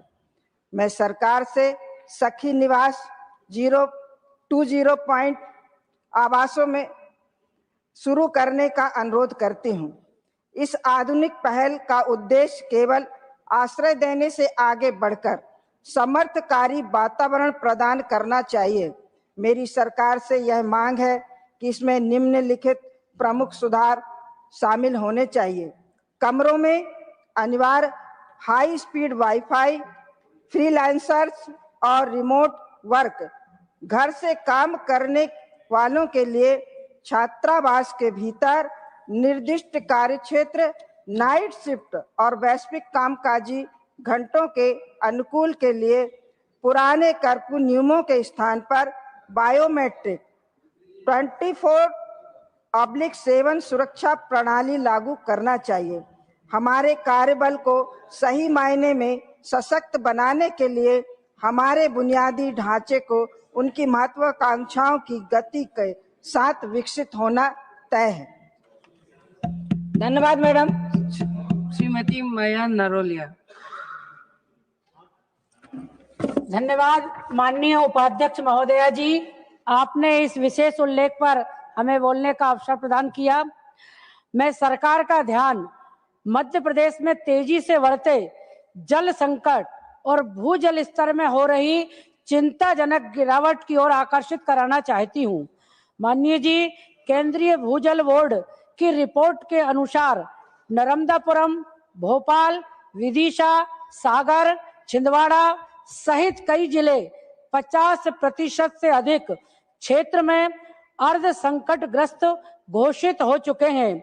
यह स्थिति आने वाले वर्षों में एक गंभीर जल आपदा में बदल सकती है।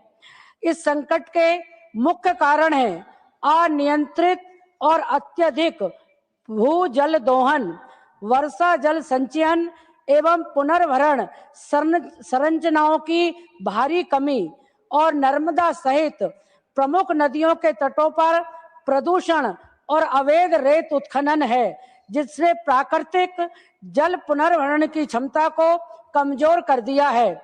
इन कारणों से ग्रामीण और अर्ध शहरी क्षेत्रों में पेयजल का गंभीर संकट, किसानों को सिंचाई के लिए पानी न मिलने की समस्या, बोरवेल के सूखने से बढ़ता आर्थिक बोझ और गर्मियों में टैंकरों पर निर्भरता जैसी भयावह स्थितियां लगातार बढ़ रही हैं।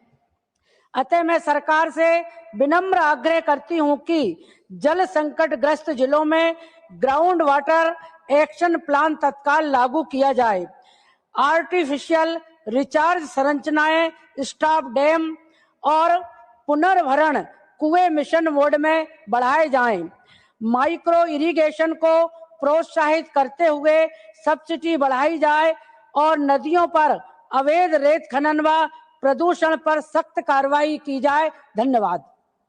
Shri Santosh Kumar P. Thank you, Madam Vice Chairman.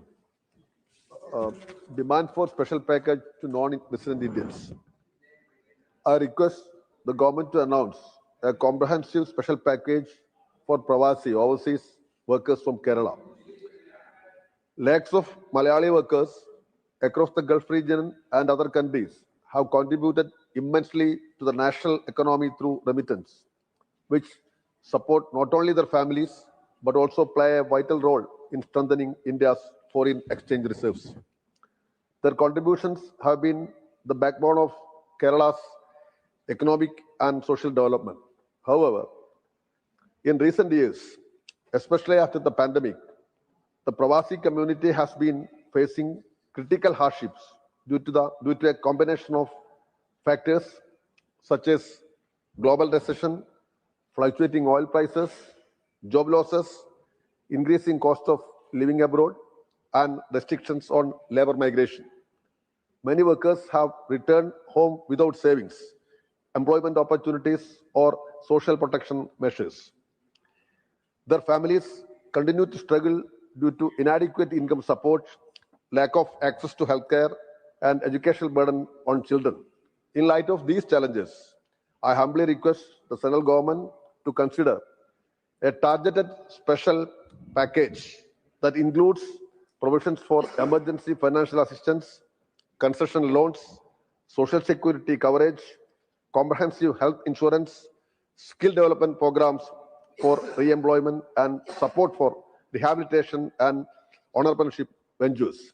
I also suggest forming a dedicated Pravasi Welfare Task Force to coordinate with state authorities and Indian missions abroad to ensure timely benefits and grievance redressal. Thank you. The House stands adjourned to meet at 11 a.m. on Monday, the 15th December 2025.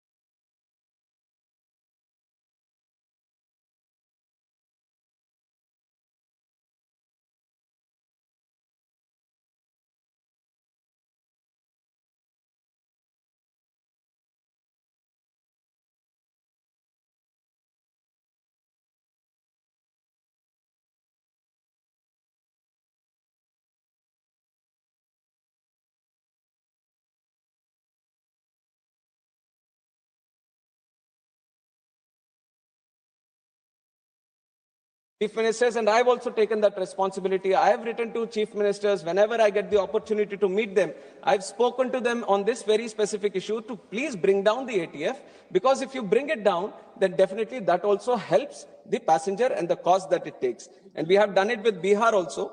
Bihar used to have 29%, but in June 25, they have responded and they have brought it below 4%. And there is one state, Tamil Nadu also, Manikamji is here. So I would take this opportunity through this discussion also to encourage the state government to bring it down as much as possible, not 4%, but bring it down to 1%, so that this benefit of the taxation also is being extended to the passenger at the end. And now this is the ATF. And when it comes to the DGCA measures, DGCA is also a very important regulator for us. It also looks after the safety. It also looked after the airlines and their operations. Now there is a tariff sheet which is being done by the airlines to see how are we going to charge. The tariff sheet mentions the minimum fare for a certain route, maximum fare for a certain route, and they have this bucket system where through buckets, they see how many seats are going to be allocated at a certain price. Not many would be knowing about this, but whenever you go to the website and you purchase a ticket, there is a clear tariff sheet that is mentioned there. But here the airlines also used to be doing their own chalaki. What they used to do, tariff sheet, because according to the law, they have to do it prominently somewhere. They have to display the tariff sheet. But we were also doing our own monitoring. We were checking where is the tariff sheet. But we used to go to the web page, and it used to take ages to look at it, where the tariff sheet is. It is right at the bottom. And even the letters with which it was written was only, you can see it only if you use a binoculars. It was at that situation. Then we said, this is not the purpose of through which the law has been kept. Then we have updated them. We have instructed them that whenever they open, the tariff sheet should be seen right in the front in big letters so that every passenger can see it. We have brought that change. We have monitored that change. Now the tariff sheet is thoroughly displayed. But not only tariff sheet. Now earlier there was the rule that the tariff sheet, there was a small clause which gave an advantage to the airlines that every day they can change the tariff sheet. ऐसा होगा तो कैसे होगा? आज का tariff sheet आज का बन रहा है, आज का ticket हमने ले लिया, कल का tariff sheet कल का बन रहा है, तो again it's not serving the purpose. Then we changed the clause. Then we changed the rule that was giving that clause, that measure, and we said, you won't change it every day. You won't change it every 24 hours. You will only change it every month, so that once the passenger sees at the head of the month, first week of the month, they have to give us the tariff sheet saying in that sector, in this month, how much are you going to charge, how many bucket charges you have. So everything the passenger should know on what charges it will be there. So we have changed it to 1 month. That is also a facility that the passenger will have. I would encourage more passengers to look into this tariff sheet, to look at how the pricing is done, what is the minimum bucket, what is the maximum bucket. And this, we have done it last year itself, and there we have observing some changes because it improves the monitoring mechanism that we have on these airlines and their tariff sheets. And also on top of this, there is a tariff monitoring unit that we have created in DGCA. And the purpose of this specifically is to look into what the pricing is and how the airfares are fixed. Are they following the tariff sheet or not? Are there abnormal situations that are being created? So specifically just for tariffs, we have created a tariff monitoring unit, and it has been strengthened time and again through various measures. And earlier, when it started with around 50 routes. But now we have expanded to 78 routes. We are also taking international sectors also right now to understand where and how these tariff fares are being changed and how they are being done. And the tariff monitoring unit, which is going to be a very important unit for us to monitor these tariffs, we are bringing in more IT tools. We are bringing in more technology so that the power at the TMU increases and they can analyze the fares in a very tech-based manner using the IT tools also to analyze. So that is one thing that we have done, and we are also improving the capacity with which TMU works, not only in the routes that are being covered, and also in the number of people that you are doing it. So this is one. And then the most important thing in civil aviation sector in the last 10 years, this is a success story that not only me, who is part of this government, can talk about. Everyone on both sides, all across this house, they can all speak about it, that the UDAN scheme was one of the most successful scheme, not only for the country, but for people across the world that we can showcase to. UDAN scheme has made democratized air travel in the country. The way we have brought inclusiveness in civil aviation is because of the UDAN scheme. The number of unserved and underserved airports in the country, there was a big number. And there was a challenge for us because there were these airlines who were looking at commercial interests. Naturally, the airlines would look at viable routes to function. And that is the most metro routes or the tier 2 to metro routes. But we have been creating airports across the country, especially in the Northeast, in our union territories, where they might be not viable to function, but still they need air connectivity. People were aspiring to have air connectivity in the country. So that was when our Honorable Prime Minister came up with this flagship scheme of UDAN, Ude Desh Ka Aam Nagrik, and it has done wonders to civil aviation sector in this country. Whatever we experience, we have gone through different places now where people would have not ever thought that they would have an airport at that location. Because of the UDAN scheme, we were able to start an airport there. Because of UDAN scheme, we were able to start operations there. Today, almost 1,57 lakh people have availed the benefit of UDAN. More than 3,26,000 routes have taken over in UDAN. More than 693 routes, specific routes, which were not there before. Because of UDAN scheme, we have started. But there are certain limitations in UDAN. The UDAN scheme also is not like just to cater for the viability or just to start new connections. UDAN scheme is supposed to act like a spark. Wherever there is a route which is not functional, we wanted to start the route, bring in the viability, bring in people, attach them to aviation, attach them to air travel, and let the private sector take its place. It is with this idea that the UDAN was brought in, and it was envisioned for 10 years. But I can tell you right now, madam, this in the last budget, Honorable Finance Minister Nirmala Sitharaman ji, understanding the importance of this specific Udan scheme, because like I told, it is only for 10 years. So we were on the verge of completion of the Udan scheme, but she has made the provision that Udan is going to be expanded for 10 more years. This is a great thing for our civil aviation as we are trying to grow more and more in the next few years. Not only expansion for the next 10 years, she has specifically mentioned that 120 new destinations are going to be covered.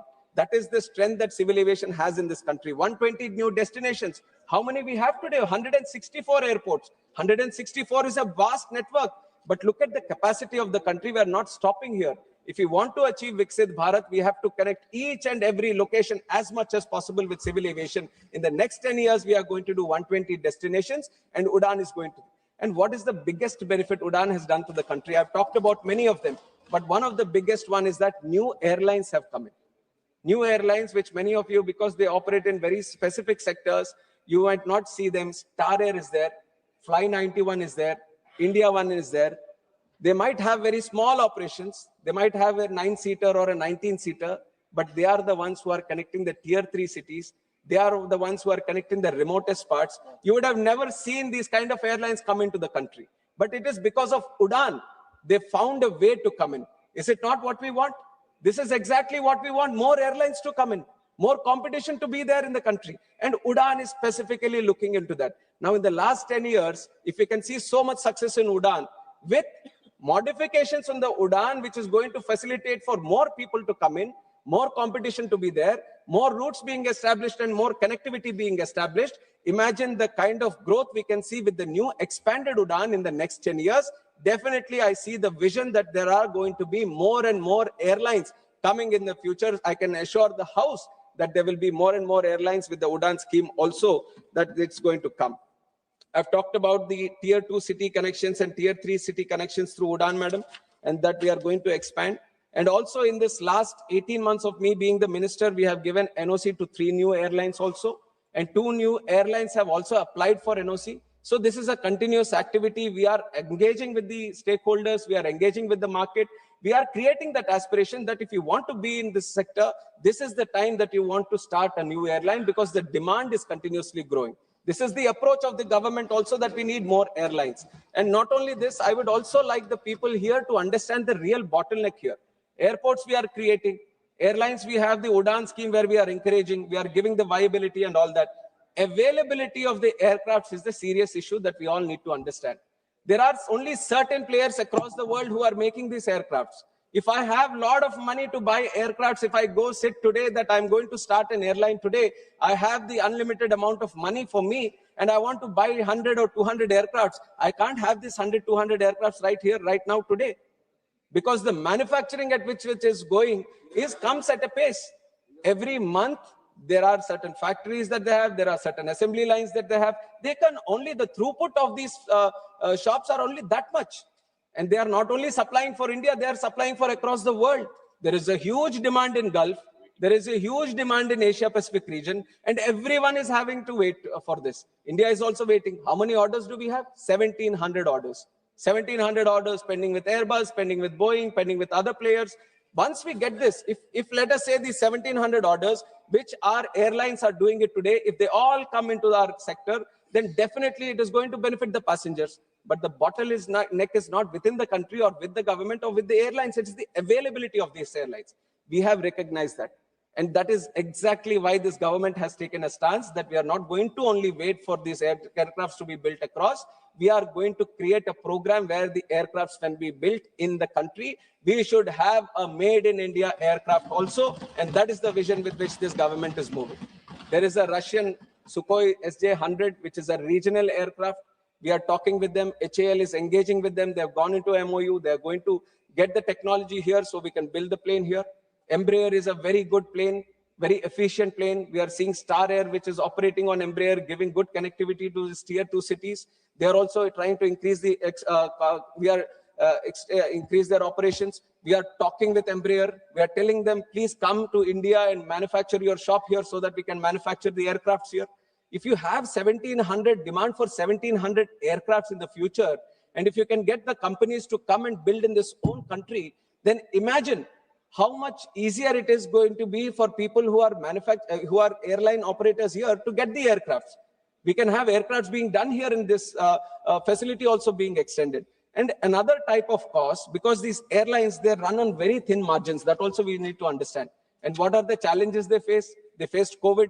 COVID was a time nobody was traveling, but they were there surviving.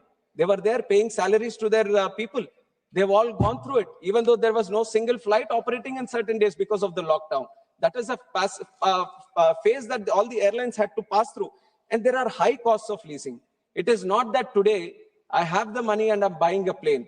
There is a different strategy, financial strategy the airlines are using, not only in India, but across the world. They do leasing. Leasing is where I just rent the plane from someone else who has bought the plane, use it for a certain period of time, and I give it back to him. And this is the common strategy that you're observing in all the airlines. At one point of time, maybe 2 decades or 3 decades, 60 to 70% of them were being owned by the airlines and 30% were being done on leasing basis. Now today, 85% of the planes are being leased. So then we thought, why not we address the leasing part only? Then we observed how leasing industry is as compared to the global industry.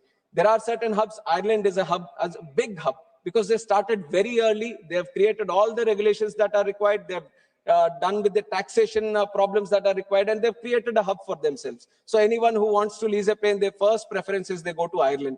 And now UAE also, you have seen the demand that Gulf has created. UAE has created another hub for itself for becoming a leasing symbol. And then the Singapore is there. Singapore also kind of created. Why not India? This is the approach of our Honorable Prime Minister, that why not we should become a leasing industry, not only catering for our own demand, but for the entire world. Gift City was created with this whole idea that leasing industry should flourish here. And also we saw that the Cape Town Convention, through which the leasing industry, the compliance score, which is seen across the world, that needs to be made into act. We didn't have an act. We didn't have any kind of legislation which was backing that Cape Town Convention. In December, both the houses, we have passed the bill and we have made the Cape Town Convention Act, the protection of aircraft objects. And now the compliance score for India in leasing has improved. So we are creating a presence in leasing. Now what happens with this? Now it will be easier for the companies, for the airline operators to lease planes. The cost will come down. So more people will be interested in this. This is also playing into the competition. This is also playing into creating more airlines to come into the picture. Now, I've also talked about MROs. Maintenance of the plane is another cost that is there. What happens, madam? We are bringing the planes. Planes I've talked about, we are bringing it from outside, from these companies. But even once you bring it, you have to maintain the plane. There is periodic maintenance. There is maintenance whenever there is any safety issue or a components issue or the engines issue. Engines issue is a very important part of the overall maintenance of the plane. And when you want to do this maintenance, what happens is usually the plane or the engine has to go back to its original OEM, which is sitting in France or Germany or one of the European countries or USA or some other country. And what is it doing? The forex cost. The cost on the airline to just send this plane or the engine, that is being borne by the passenger. And the time it takes, if you take out one plane, then it goes there, it gets maintained, it's come back 1 month, 2 months it takes. You're losing the plane in India to be operating in those sectors. Now what we have done, we have improved the MRO business in the country. We have taken this government exactly with that idea. It has improved the whole MRO situation in the country and multiple other things like the taxes around the MRO components, how you open up the airports to have MROs. I've just seen one member also ask that you need to open up tier 2, tier 3. We are doing it. We have created the rules, we have created legislations that we open up more MROs in the country. And very proudly, I'm stating this also, recently in Hyderabad, near the GMR airport, Safran, which is an important air engine manufacturer, and many of our Airbus, they have these LEAP engines which are done by them. They have set up shop here in the country. Now we don't need to send it anywhere to France or anywhere. We can do it in our country itself. And the capacity with which they have created is 300 planes per year. 300 engines per year, which is almost every day one engine is going to be maintained. Now, lesser time for maintenance, less costs also for maintenance. If it's less cost for the airlines to maintain the plane, less cost on the passenger also. That is why MRO network is also important. MRO network is something we are clearly concentrating on. And this Safran coming to India is like a gateway. Once you see that one big player is coming in, all the other players find the confidence to come to the country. And that confidence and the trust in Indian system is what this government has created for them. And Leasing Act, we have done it. And then flexible airspace also. Back then, the airspace used to be very restricted. From the country, there used to be a strict norm. This is civil aviation airspace. This is defense airspace. This is restricted airspace. Everyone was controlling their own airspace. And what was there left out with civil aviation was very, very small. So if there was a restricted airspace and from going to point A to point B, if it was not accessible to go use the restricted airspace, it has to go all around. When it goes all around, imagine the fuel cost that it takes, the time that it takes. And it was Honorable Prime Minister Narendra Modi ji who made defense, who made the intelligence, who made the civil aviation. Everyone sit together, all the technologies that are there, everyone had to sit together, collaborate, coordinate, and come out with flexible airspace. So even if it is with defense, at that time, civil aviation can request that I want to use this airspace for the passengers, for the commercial purposes, and they give their airspace. So what used to take probably 30 minutes or 40 minutes over gets covered in a very shorter time, and that cuts down the cost of the plane to operate from one point to another point. That also reduces the cost. This is again playing into the fact that relatively, taking inflation and the CPI, you might even feel that why would it be that the prices are still 43% lower than before? Because of these kind of things. The interventions that we have done to keep the airfares down, there are many things which are in tandem, multi-pronged approach which is going on. So this is why we have kept them in this thing. And while I say this, I've talked about many things that are there. While I say this, there is also the second point. Let me go to the second point. This won't be taking much time, but convene a joint meeting with airline operators, representatives of the people, and all other relevant stakeholders to discuss the issue of excessive airfare during the vacation seasons urgently. This has been mentioned, and accordingly, I've mentioned that the Kerala Gulf in October 24 itself, we have done it. That was because this was placed on the time. And Honorable Speaker from the chair has advised that you have to meet the airlines, and we have taken meetings with the airlines, all the stakeholders, and we have taken it as a very proactive measure, and we are doing it every month. Every month we are sitting with the airlines. We are telling them what the festive seasons could be, what could be the airfare in that specific month. We are coming out with guidelines. We are coming out with instructions to keep them at this thing. And then the third point is establish a quasi-judicial body to regulate and monitor the air traffic ethically and equitably. To regulate, I've said that the government already has the power in extraordinary circumstances. Whenever it feels it is going out of bounds, then we have the power. And for monitoring, we have the tariff monitoring unit. We are making it more powerful. We are, in fact, including it in the aircraft rules also, so that it carries a certain kind of statutory provision for it. And that is going to strengthen, madam. And with all this, the only points that I want people to think about, one is the bottleneck of the aircraft availability. Second is the viability of the airlines. We all feel that these are companies who are charging a lot of money, but none of them are making good money. So most of them are in losses. So that is also one consideration that we have to keep in mind. And also, Competition Commission of India and High Court, they have said that the fare should be deregulated. Multiple times they have given judgments. Competition Commission also advised that the airfare should be deregulated for competition to prevail in the industry. And all this, our most important responsibility with civil aviation is safety and security. No matter how much this commercial angle, how much the pricing, everything comes, our first priority is to take the passenger from one place to another in a safe and secure way. So safety and security is the topmost priority. And we are building these airports not only for today, but for tomorrow also. No matter how much politics or political items the opposition tries to bring, we are very committed for the people of this country. If it is not there, then it won't be that 3 times in a row, one man would have become the Prime Minister of the country. That is because we are all walk, talk, and work for the people of this country and for the common man of this country. And that is going to continue, keeping intact the passenger rights, safety, and security of each and every passenger who is flying in this country. And that is the commitment from the government and from the civil aviation. Thank you very much. Now I would request from all the points that I have addressed, I would request the Honorable Member Shafi Parambalji to withdraw his resolution. Member may like to reply. So despite of having all those measures, and despite of you claiming to have taken all these actions, I fail to understand how an airline can charge 65,000 rupees from Srinagar to Delhi when the Pahalgam terror incident was happening.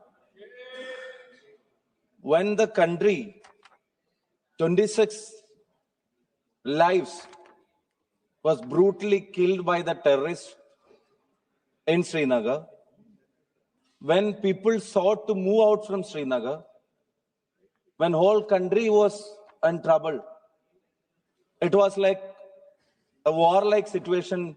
When the country was at war, the people who intend to move out from Srinagar was charged 65,000 rupees to Delhi, just one-way ticket. So I seriously raise a concern, despite of having all these measures what you've explained, despite of having taken all these initiatives have you mentioned, how could they charge 65,000 for an economy ticket for a traveler who is trying to move out from Srinagar in situation of a terrorist attack? So all these actions must not step in after the chaos has happened. We must regulate them prior to this chaos. That is what we demand through this private member resolution, sir. That system must be in place. Sir, like every one of us said, air travel is not a luxury anymore. We all know that. It is a necessity now. We cannot skip away from that fact. A student returning to his home after college, or to college for exam from home, or a migrant laborer coming back home after 1 year or 2 years of hard work, or a child coming to see his parents who is sick, or a family who is settled abroad or working abroad with 2 or 3 children coming back to home for a season vacation, just 15 days or 1 month in a year to see their old aged parents. How about them being charged 4 times or 5 times or 6 times? And how about they spending all year earnings just to take a ticket back home, ma'am? Who must regulate this? Yeah, it is market fluctuation. It is market driven. It is open sky. But now we learn that it is not just open sky. While we say open sky, what has happened in India is duo sky. It is Indigo sky, it is Air India sky. 92%. So where is the foresight? Where have we gone wrong? Ma'am, this is not just Indigo crisis. I must say this is governance crisis also. I must say this is governance crisis also. Because I have learned that the pilot association themselves have warned about these regulations initially. And I have heard members from either side has warned the government about the situation which may rise in few months of time, to think about what has happened. But now, even the pilot association, maybe off the record, they contact and say that there are chances of this being a pre-planned disruption, sir. Thousands of flights being cancelled in a single day. That's not my word, sir. Sir, this is what is happening here in India. Sir, lakhs of people stranded, thousands of luggages missing, delayed, treatments delayed, functions delayed, exams, even UPSC things. We have read so many stories. So what was the role of DGCA in foreseeing these things, while allowing them to have more schedules declared, more winter schedules declared, while asking them to have more pilots? What was our role to ensure that? What was our monitoring to ensure that they have done enough?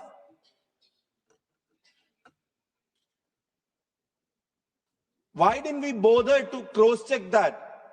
Indigo or whoever is the player has made themselves ready to face the situation. Instead, all of a sudden, and not just in December, sir, in November itself, there were hundreds of flights cancelled. We got the warning sign much earlier.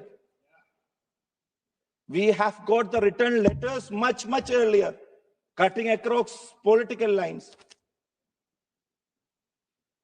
So DGCA, are they supposed to be the silent spectators of all those things? And after all this chaos happened, and after all these troubles happened, and after people paying 35,000, 40,000, 42,000 a one-way ticket for a distance that normally they used to pay 8,000, 9,000, only then we could step in.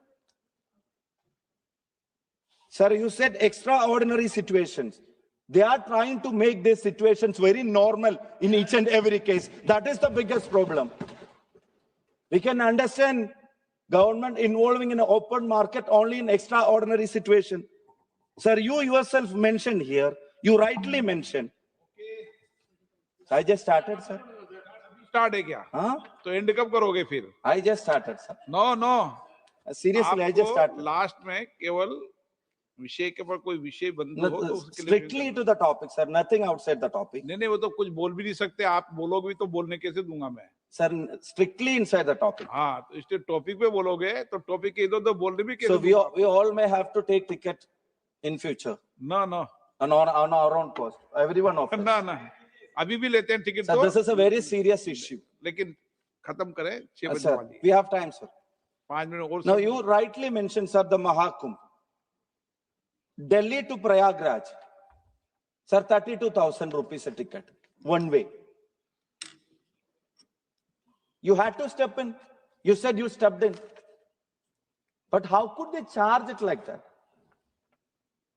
So where is this agencies? What are their roles in enforcing all these things? What are their actions in stopping them doing this exploitation? After charging so many people, so higher a price, people had to pay, then only we could involve. That means a regular system must be in place, not just for the extraordinary situation, for the extraordinary exploitation these airlines took up, taken. These airlines Jyotiraj come Scindia ji, forward आप भी with. कुछ बोलना चाहते हो? आप भी विचार व्यक्त करना चाहते हो क्या? नहीं मजा अच्छा इंटरेस्टेड सब्जेक्ट है, बोलो थोड़ा बहुत विचार व्यक्त कर देना. होने तो कुछ गिरिराज जी को टाइम हो रहा है तो थोड़ा नमस्कार देर तक चलेगा तो ठीक रहेगा. Sir, I mentioned the Pahalgam terror attack. Sir, I mentioned the Pahalgam terror attack. Sir, what is the justification? It is not a seasonal issue. This is not an indigo crisis. Sir, what is the justification for an airline charging 62,000 rupees from Srinagar to Delhi when 26 of our lives were lost in a terrorist attack, when everyone intended to help the nation, our own airline company was exploiting the situation. This is a crisis exploitation. Sir, they must be penalized.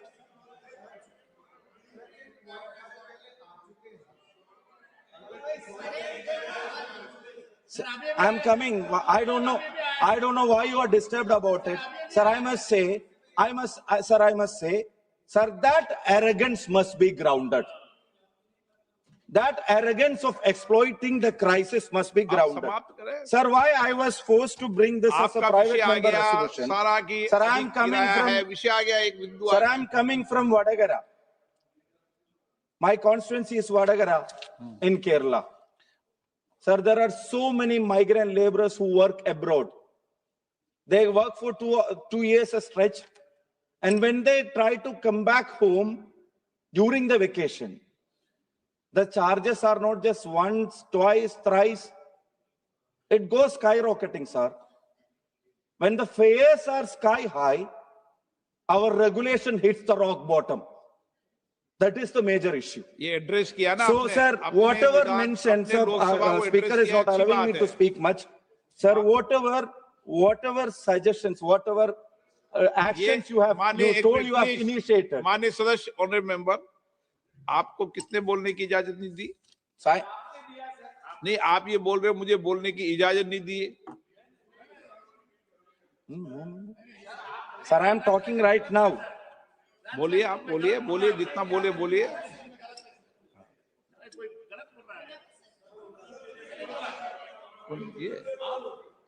है। Sir, in light of one of the worst operational crisis, I kindly request Honorable Minister to ensure that there is a capping for sectors, or at least for kilometer wise. There must be an upper limit. Otherwise, this won't stop. Because we will involve only in extraordinary situation, and they will make use of that, and they will continuously ये बात तो सही कह रहे हैं do this माननीय thing. सदस्य। And second thing, as Honorable Speaker, when I presented initially also, Honorable Speaker directed the Minister to have meetings of the stakeholders. I thank you for the meetings that you held, but sir, as stakeholders, no organizations from the community or from Indian associations over there, they were not invited. They are the most important stakeholders because they suffer this. We have to hear them patiently. Those people who come, those people who suffer this, they must be given a patient hearing. And sir, the third thing, rule 178 178 अच्छा, क्या 15 minute से ज्यादा वो बोल नहीं सकते sir. यदि आप इजाजत देंगे तभी वो ज्यादा बोलेंगे। इजाजत मैंने दी है उनको। मैंने इजाजत दी है। And sir, about the third point, and about the, sir, आप डिस्टर्बेंस मत करो इनको। Sir, and about the third point, about the tariff monitoring units. Sir, about the tariff monitoring unit, you said that it's already in existence. It's already into play. Sir, how about having a quasi-judicial body which can overlook into these facts, these things, and which can monitor things which before the chaos happens? Sir, there are so many issues. All other members, as the minister rightly informed, every member felt emotional about this issue because it is affecting a large number of people throughout the country. Millions of people are being affected. Sir, for every single thing, they charge 20,000 rupees for a ticket and they additionally ask for 1,500 for a seat also. Okay. Sir, one more point.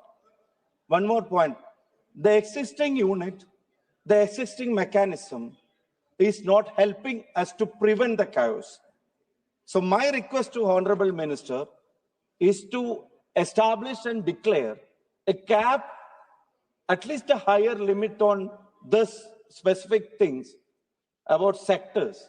Second thing, when you said the stakeholders thing, please ensure that our NRI community, their associations, we can go through the embassy itself.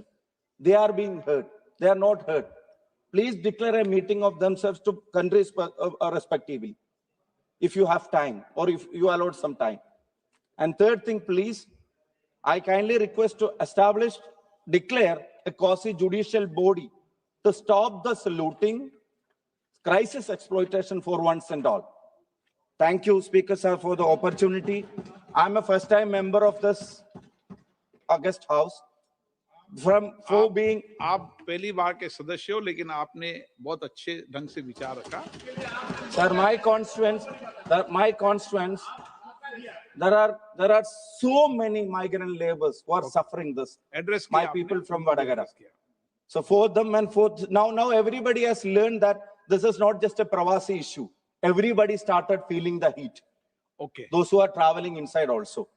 So whatever we have already, it's not necessary. Sir, when I met you, you told about the point of call for Kannur Airport, development for Calicut Airport. If more airlines come to play, you yourself told more airlines come to play, a point of call facility is not being given for Kannur Airport. Calicut Airport development also being requested continuously before you. If such thing happens in time, more players may come and we can have a reduced price. So on such issues also, I know who will be pressurizing this. Conclude. So they are pressurizing us too far away. Honorable member, So please involve in all conclude. those things.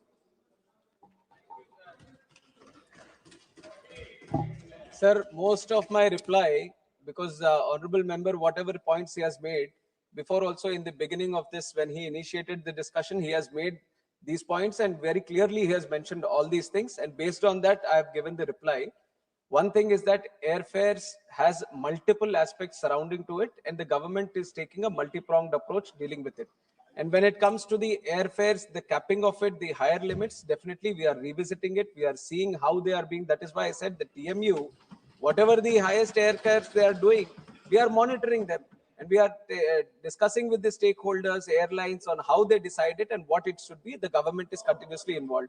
And coming to the point of discussing, engaging with associations, the ministry keeps a very, very open approach. Whoever wants to discuss, let it be an association, individual. We have multiple layers within our ministry and our system. We'll continuously engage, and internationally also. Internationally, when it comes to having this point of call, it is a bilateral issue. And it's not just a point of call that you can give it for Kannur to the entire world. It depends on which country you want to have a point of call with and how it is. And also, they're also giving us the necessary point of call from the other country. And especially when it comes to Kerala, and he has multiple times raised this issue on various forums also, and likely so, because there is the need of the capacity. It is not only, I would like the member to also understand, it is not only about capping the airfares. Because capping the airfares, there will be 100 seats that are available. You want them to be a certain price, agreed, you are getting it, but there are 1,000 people who want to travel. What about the other 900 people who can't travel? We want the capacity to increase. We want the capacity. I'm not shying away from the fact that the airfares need to be reasonable. One, we also need to understand that there are more people who want to travel. That is why the demand is so high in that sectors. That is why we want more airlines to come in. I've explained how we are doing it. Honorable member comes from Kerala. There are many people who are there, expats living across the world, especially in the Gulf. I would encourage him to reach out to his constituency, people who are there. Please tell them to start one airline also. Increase the capacity. The government is facilitating for that. Thank you, sir. Yes. Sir, one thing, sir. With my, I'm withdrawing. I'm withdrawing as per the practice of the House. I'm withdrawing as per the practice of the House. But sir, what you told, sir, what you told, sir, even if half of the carrier is free, seasonally they are charging higher fares. That is happening to Kerala. Even when half of the carrier is free in seasons, they are charging too much. They are making this an opportunity. नहीं माननीय सदस्य ने माननीय सदस्य सदन भी मानता है कि माननीय मंत्री महोदय ने जो चीजें सदन में एड्रेस की जाती है, आपने एड्रेस करें या प्रश्नकाल में या कभी भी, माननीय मंत्री जी गंभीरता से उन सारे विषयों को लेकर चर्चा करते हैं और सभी माननीय सदस्यों से जो भी व्यक्तिगत मिलता है उससे भी और सदन के अंदर भी वो कोशिश करते हैं कि जो माननीय सदस्यों की भावनाएं उन भावनाओं के अनुसार एयरलाइंस काम करें. So sir, let's not hope. Otherwise, let's hope this situation does not arise next season also. Whether we want to discuss it all again. So let's see whether these actions might result as per the practice of the House. I am withdrawing, sir. ये withdraw कर लिए sir. प्रश्न ये कि श्री शफी परिमल को अपना संकल्प वापस लेने की अनुमति दी जाए. जो सदस्य इसके पक्ष में है कृपया हाँ कहें, जो सदस्य विरोध में ना कहें. मेरे विचार में निर्णय हाँ वालों के पक्ष में हुआ. हाँ वालों के पक्ष में हुआ. संकल्प लेने की अनुमति प्रदान की जाती है. सदस्य अब अपना संकल्प वापस ले सकते हैं. Honorable member, honorable member, I'm withdrawing the resolution. thank you.